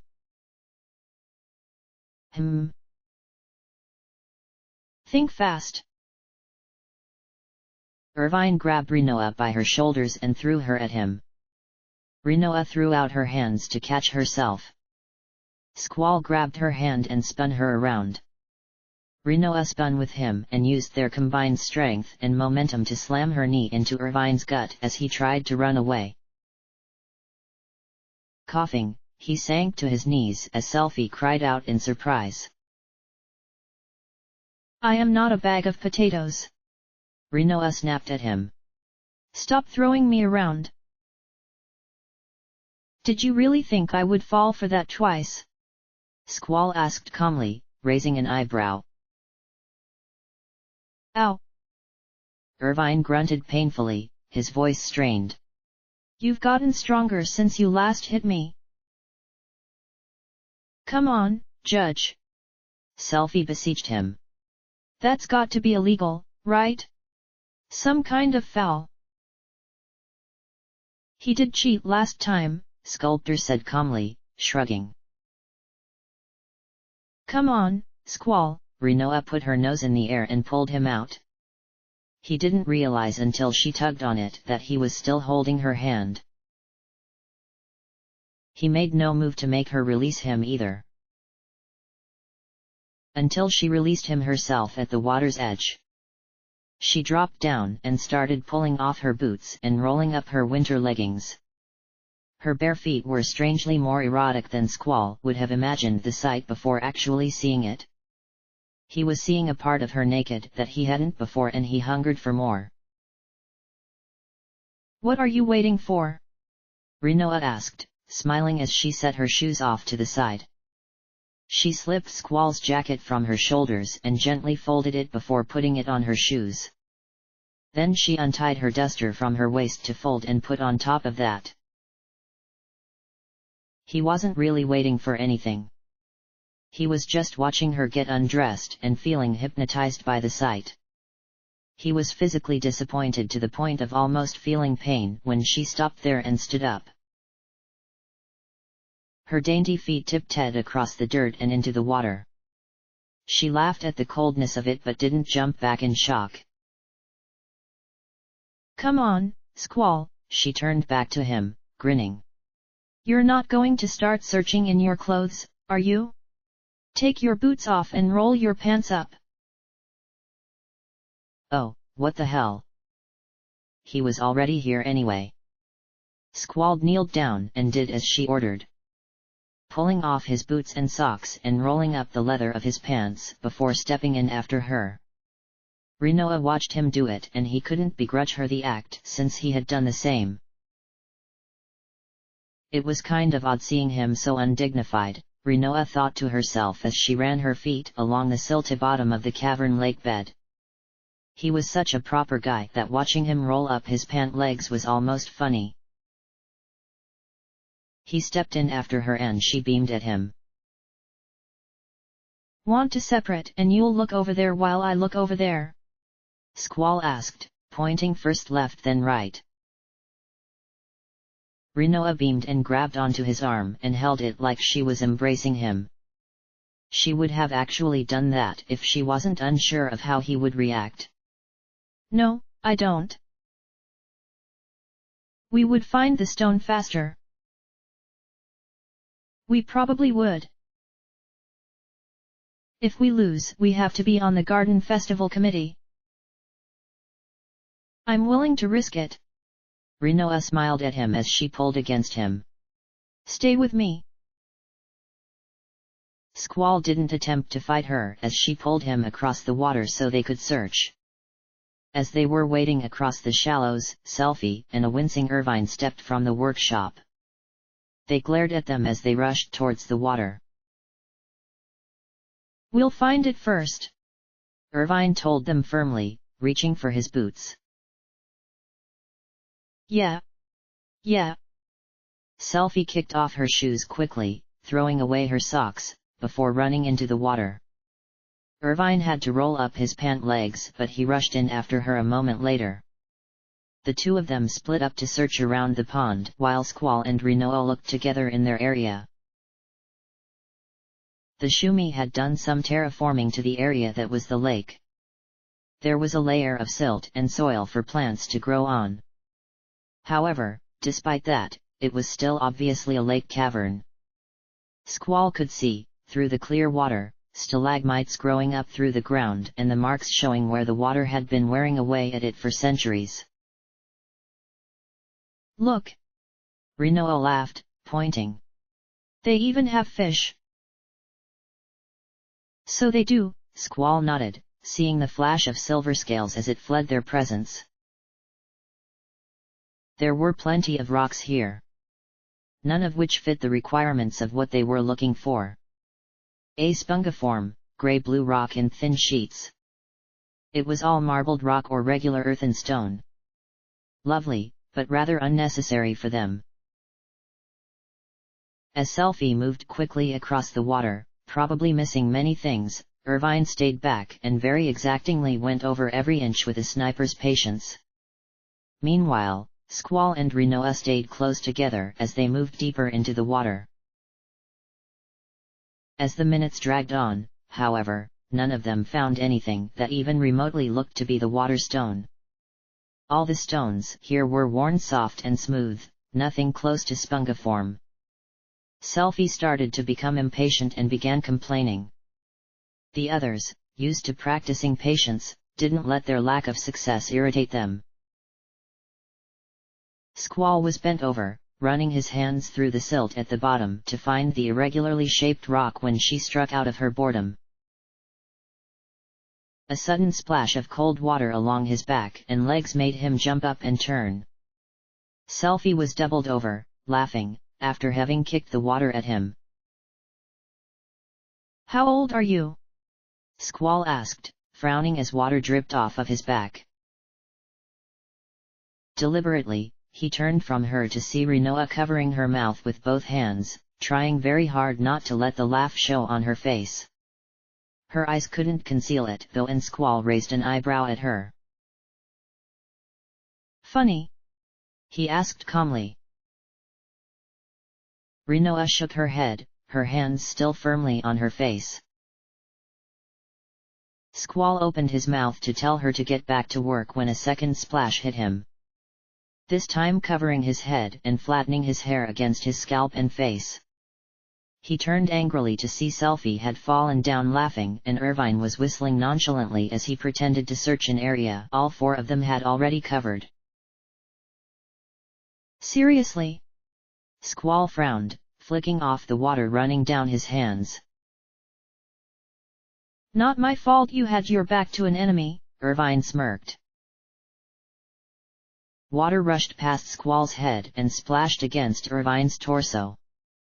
He looked down, then up again as Rinoa took her place beside Squall. Grinning, she flicked the remaining water on her hands at his face and he flinched reflexively. Your fault for not keeping your eyes open, she grinned at him. Irvine growled and kicked out, sending a large splash in her direction. Squall reached out and caught it, freezing it in midair, so he ended up holding a chunk of large ice while the smaller droplets splashed back down as tiny ice crystals. Hey, no fair using magic! Selfie yelled, throwing up her arms. The large wave of water she called forth rushed towards them. You don't get to call cheat then cheat! Rinoa snapped, throwing out her hand. The gravity magic Diablos gave her pushed back against the tidal wave and sent it crashing right back over Selfie. Her cry of surprise was cut off as the water fell over her head. Squall closed his fist, shattering the large chunk of ice he held into powder. Then he pushed them all forward so they coated Irvine. His body heat melted the tiny crystals almost immediately, so he became drenched in near freezing water.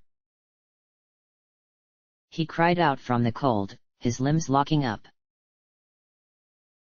Squall leaned back, smirking and crossing his arms, as Rinoa laughed at the two of them. "Admit your defeat already," she demanded. Selfie growled, wiping off her face and jumping to her feet. The water rolled tumultuously around her as she did so. "Never! You'll pay for that!"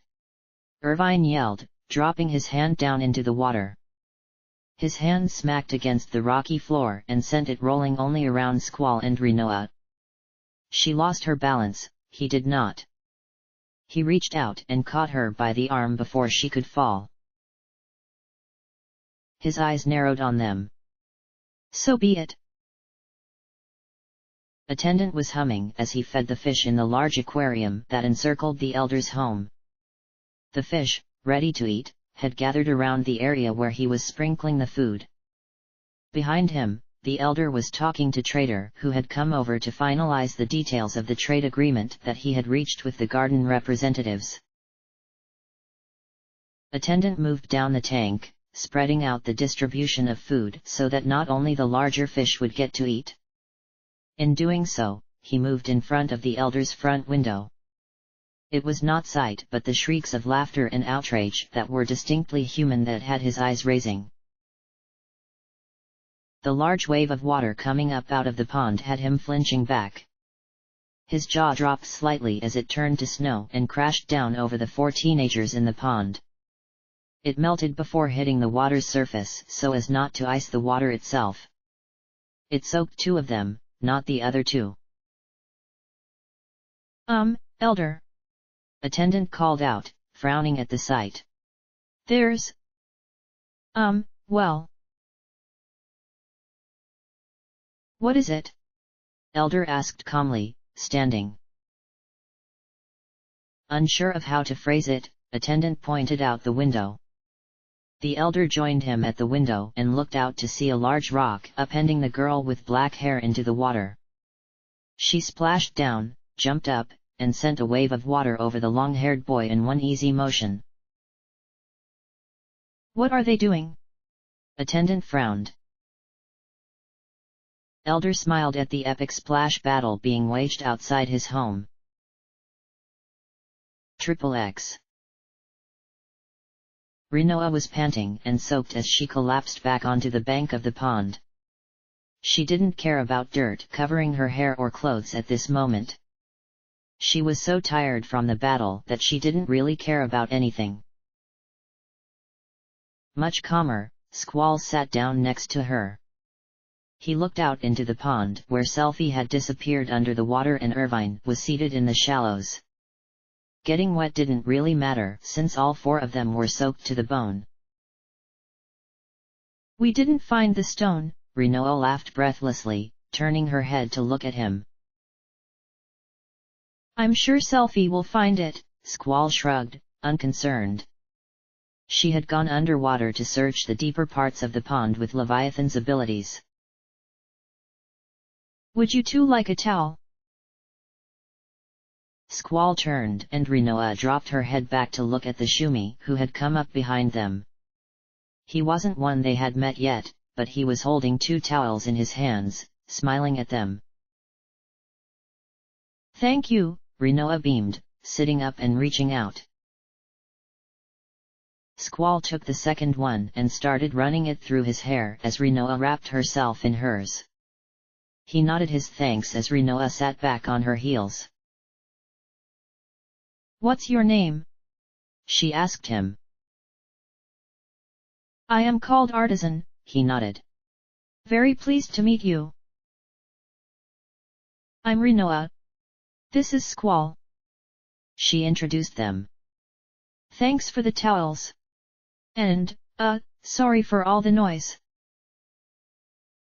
Artisan laughed at her self-conscious grimace. "It's all right. I am quite used to the noises humans make.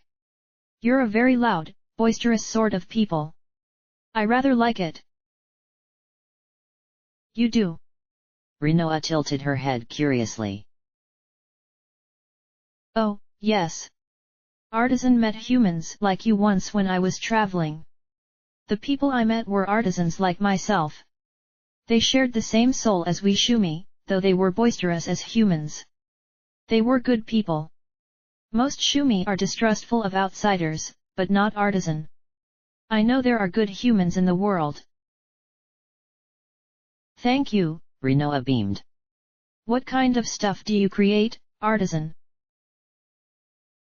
Would you like to see? He asked quickly, his eyes shining brightly. Rinoa nodded eagerly and Artisan smiled wide. Very well. This way. My home is this one right here. I will show you. Come on, Squall, Rinoa laughed, pulling on his arm as she stood up. He didn't protest as he got to his feet. Still barefoot and soaking, the two of them followed Artisan up some dirt steps and into his home. Squall was worried about tracking dirt and water inside, but Artisan waved away his fears and urged him forward.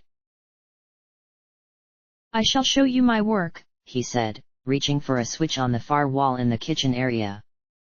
He hit it once and they heard something open. Down from above the bed, a tiny car fell. He flicked it again and it was joined by a tiny jeep. A third time and a small bus joined them. Rinoa gasped in delight as she ran forward. Artisan was smiling at her reaction as she began inspecting the models. The artisans I met inspired my work, Artisan explained. May I touch them? Rinoa asked eagerly. He nodded and she immediately pulled up the tiny car into her arms. Squall walked around her and joined Artisan in the small kitchenette. Why cars? He asked as Rinoa looked it over. They're marvelous little machines. So complex and useful. Oh. Rinoa's eyes lit up as she used the tiny handle to open the door. It works. Wait. The inside looks absolutely perfect. It's fully functional, Artisan nodded. Of course, no one could use it, it's too small. However, you can probably operate it with your fingers. Rinoa reached inside and pressed the tiny button to start the car with her nail. She jumped back when the little engine actually roared to life. She laughed in delight as she reached inside and hit the gas and the tiny back wheels started spinning. Oh, Artisan! This is marvelous! Artisan flushed light brown at her compliment. Why build a fully functional car no one can use? Squall couldn't help but ask. Why build a miniature car that is purely decorative? Artisan returned. There's no purpose to it if you're not also willing to create the engine. That's where the challenge lies. I suppose that would be a challenge, Squall agreed as Rinoa turned the steering wheel in delight. Artisan does not mean to pry, the Shumi started slowly, but what were you doing down there?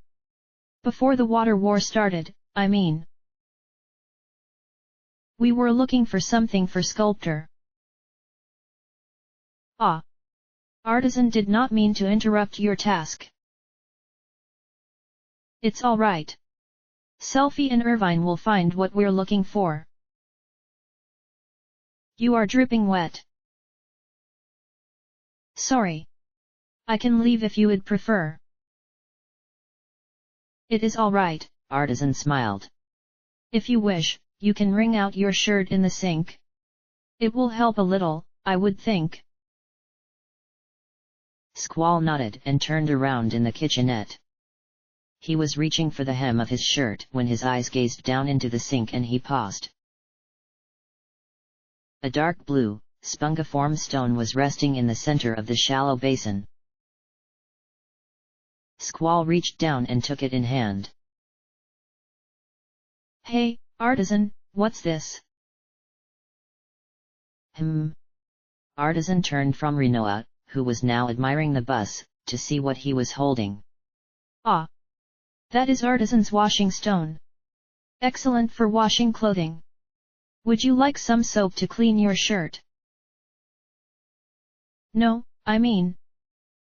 Artisan, can I have this stone? You want my washing stone? Artisan asked, obviously confused. I'm willing to trade for it. I have many items or gil or even a service. That's what we're doing for Sculptor right now. Artisan shook his head, grinning. That's fine. If it means that much to you, you can have it. But I thought it was the Shumi way to work for what you earn. Of course. You have already given me a great gift by admiring my art. My fellow Shumi are appreciative, but they cannot understand it as humans can. Your companion's reaction is more than enough in payment. I can get another washing stone easily. Thank you, Squall nodded to him, closing his hand around the stone. Rinoa, we're going to see Sculptor. She lifted her head up from where she was looking at the tiny engine in the jeep. Oh, already? You can stay if you want. No, that's okay. Rinoa gently shut the engine again. Thank you so much for showing this to me, Artisan. Thank you for your heartfelt appreciation, Artisan smiled back at her. Rinoa waved at him and threw one last look at the miniature cars before following Squall out of the house and back onto the path. Irvine was standing in the shallows again, hands on his hips as he looked out to where Selfie was swimming under the water. Squall ignored the two of them and started back towards the workshop. So why did we leave? Rinoa asked.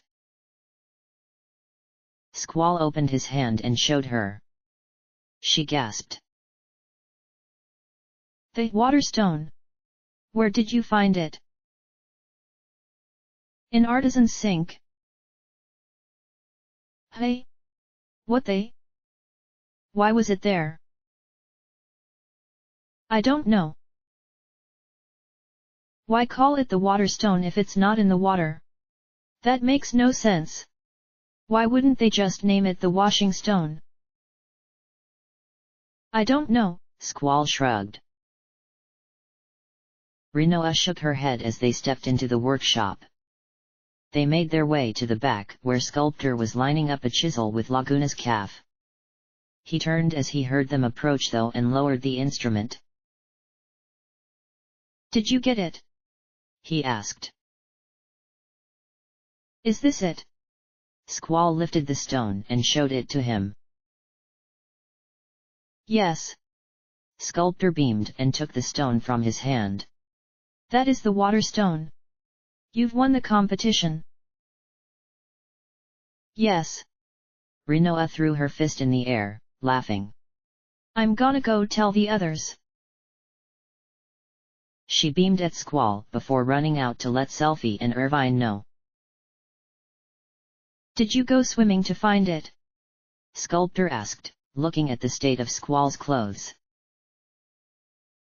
Yeah, we did, Squall said shortly, crossing his arms. I rather wish you would have mentioned that we wouldn't find it in the pond. Calling it the water stone is slightly misleading. Ah, well. Sculptor cleared his throat. Congratulations on your victory. And your job is complete. You may go see the elder now about your gift. Squall stared at him for a long moment, but Sculptor was excellent at keeping his emotions off of his face. He looked right back at Squall, apparently nonplussed by his gaze. Finally, slowly, Squall turned from him and left the workshop. Sculptor waited until the door had shut behind him before letting out a relieved breath.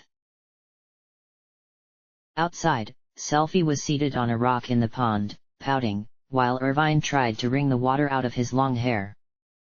Rinoa was grinning at them, seated beside Selfie, her boots back on her feet. Squall's boots were on her lap, his jacket settled over her shoulders. She looked up as he came out and smiled. "We won," she laughed, kicking her feet.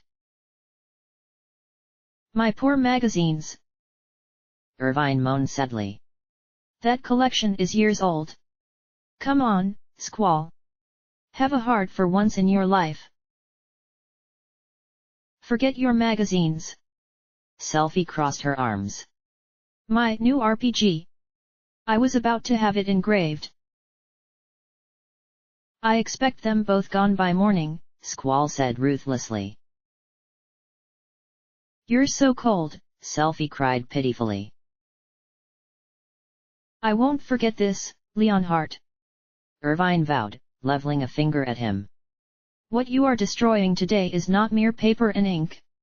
It is art. It was art. Now it's trash." Rinoa giggled. "That's not even right," Irvine sighed. "Come on, Selfie. Let's get this over with." "I don't wanna." Selfie yelled loudly even as she followed Irvine back up the trail. Rinoa grimaced slightly. "I almost feel bad." "I don't." "Why not?" She looked over to him as he took his boots from her and sat down to put them back on. "Do you honestly think either of them are actually going to go through with it?" Rinoa opened her mouth. Hesitated. Then closed it again. "Yeah. You might be right." Rinoa continued to kick her feet against the rock as Squall finished dressing and unrolled his pants. He was still soaked, but he could deal with it. She was hardly in any better state. Her dripping hair was stuck to her head, her clothes clinging rather tightly to her body. It was taking all of Squall's not inconsiderable willpower not to stare at her in that moment. He stood up and she jumped down from the rock. She was smiling at him, content to remain here with him even though the others had already gone. "We'll talk to the elder," Squall told her, starting forward.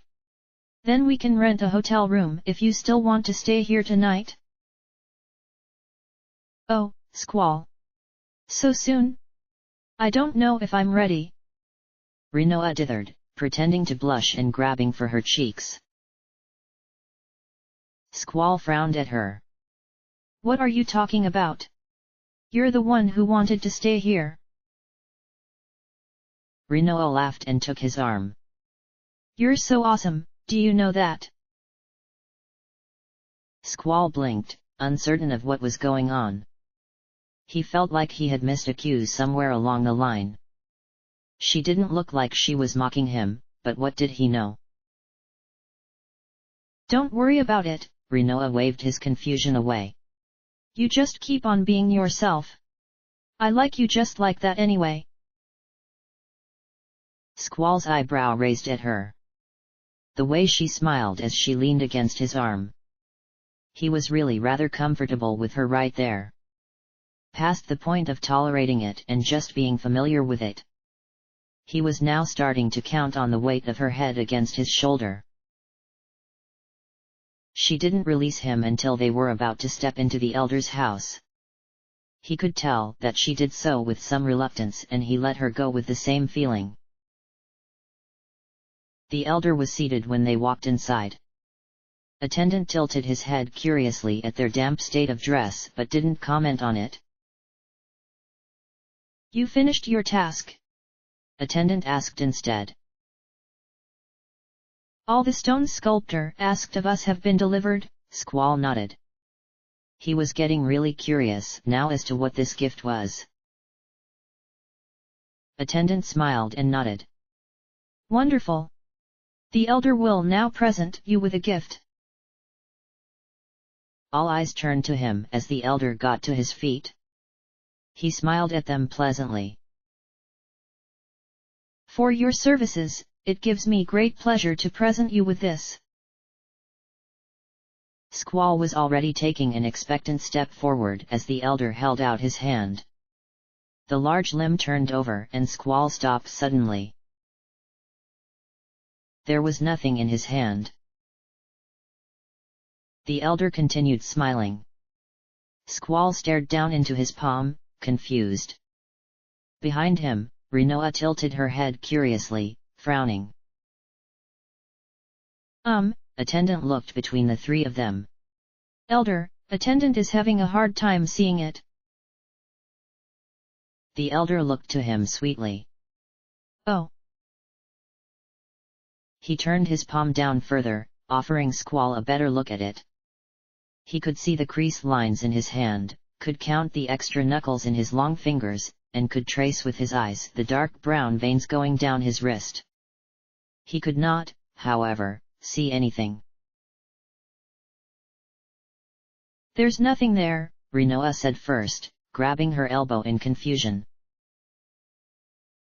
Squall looked over to attendant who was looking into the elder's palm with nearly the same look of baffled confusion that he felt. What they? I don't see anything, Squall said to him. Ah. Attendant hesitated, obviously unsure of what to do. Well, he wasn't going to go down without giving it the good old-fashioned shoo-me try. Isn't it amazing? When he holds something in his palm, you can't even see it.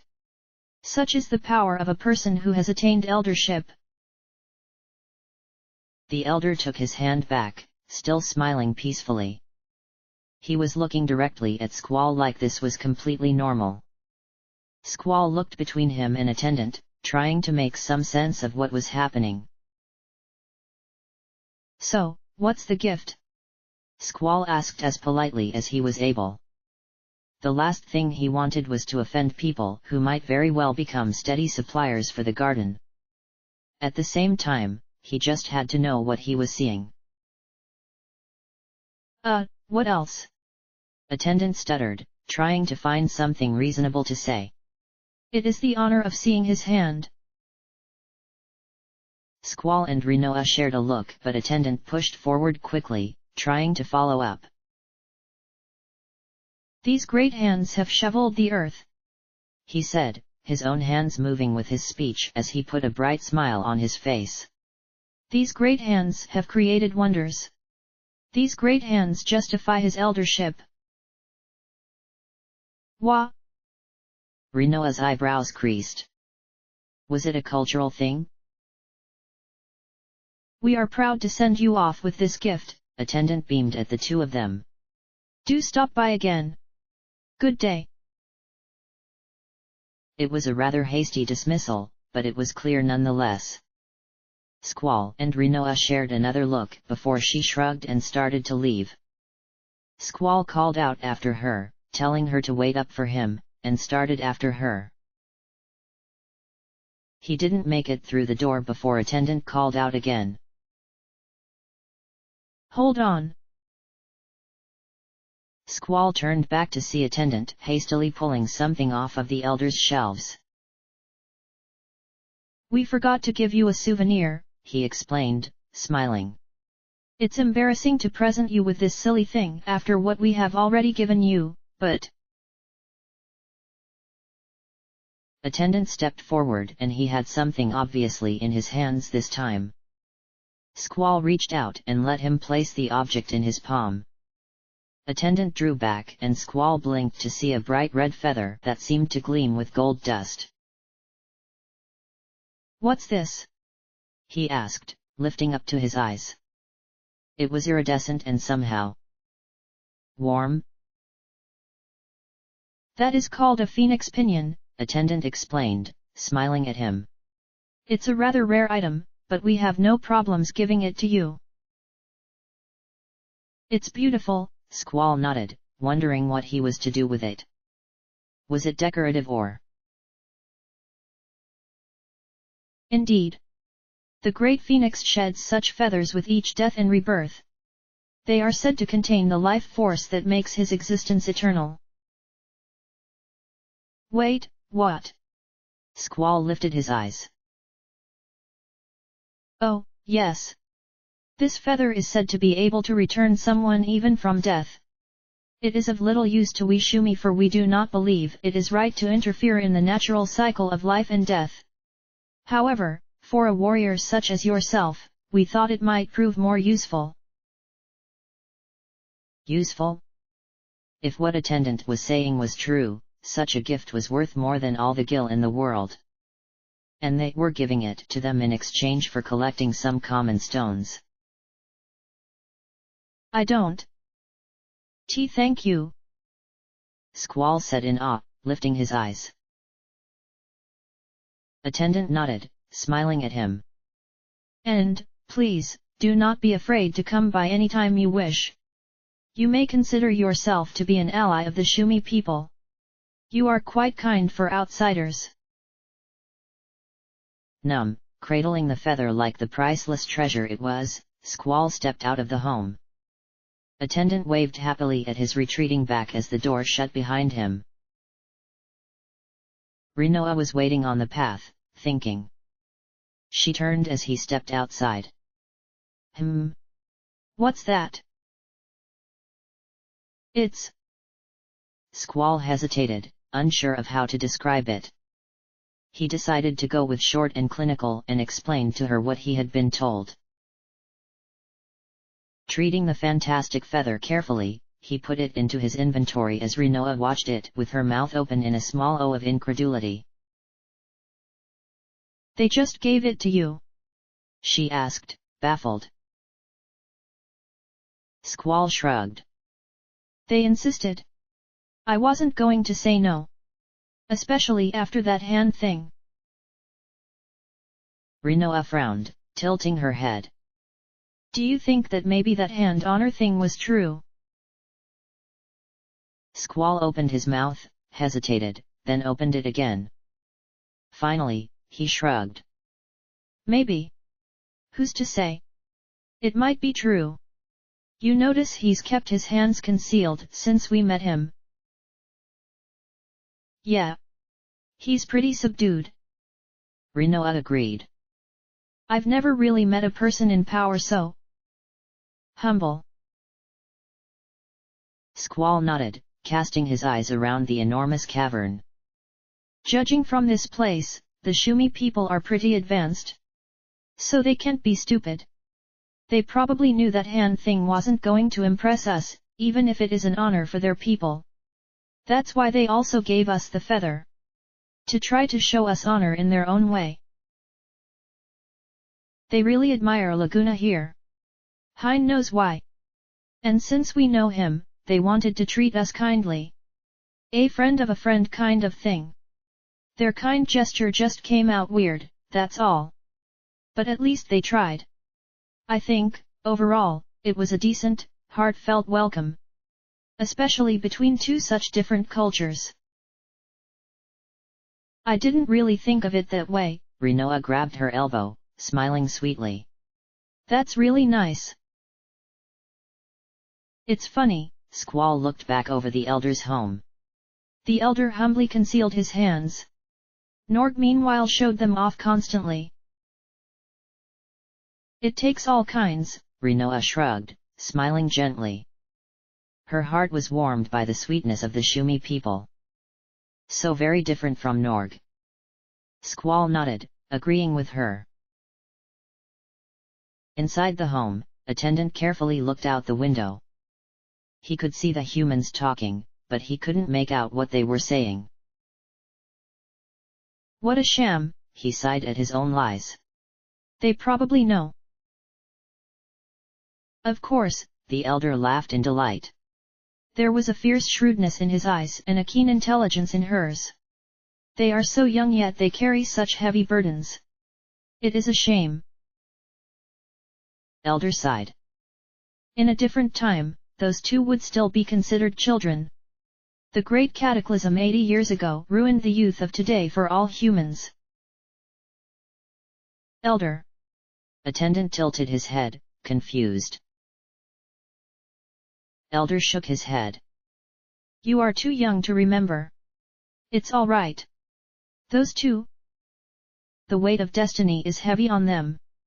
There's no doubt that they know. Then why did you bother with the charade? Attendant couldn't help but ask.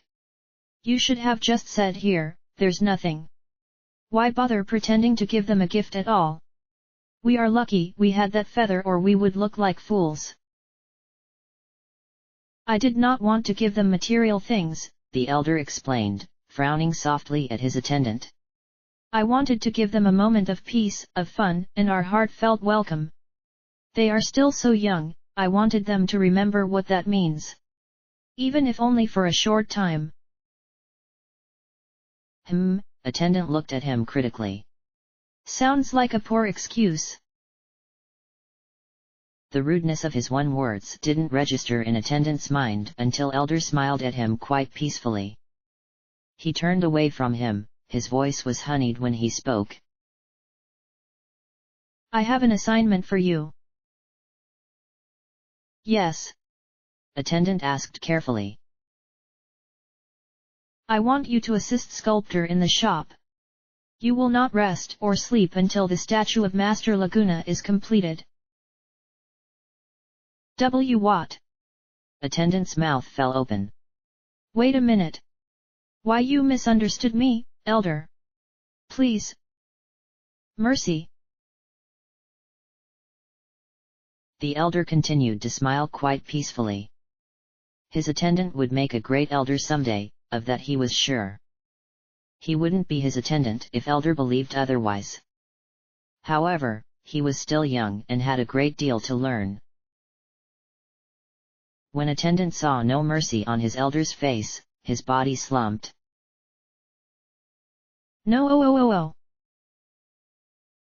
Outside, Rinoa and Squall jumped at the plaintive cry.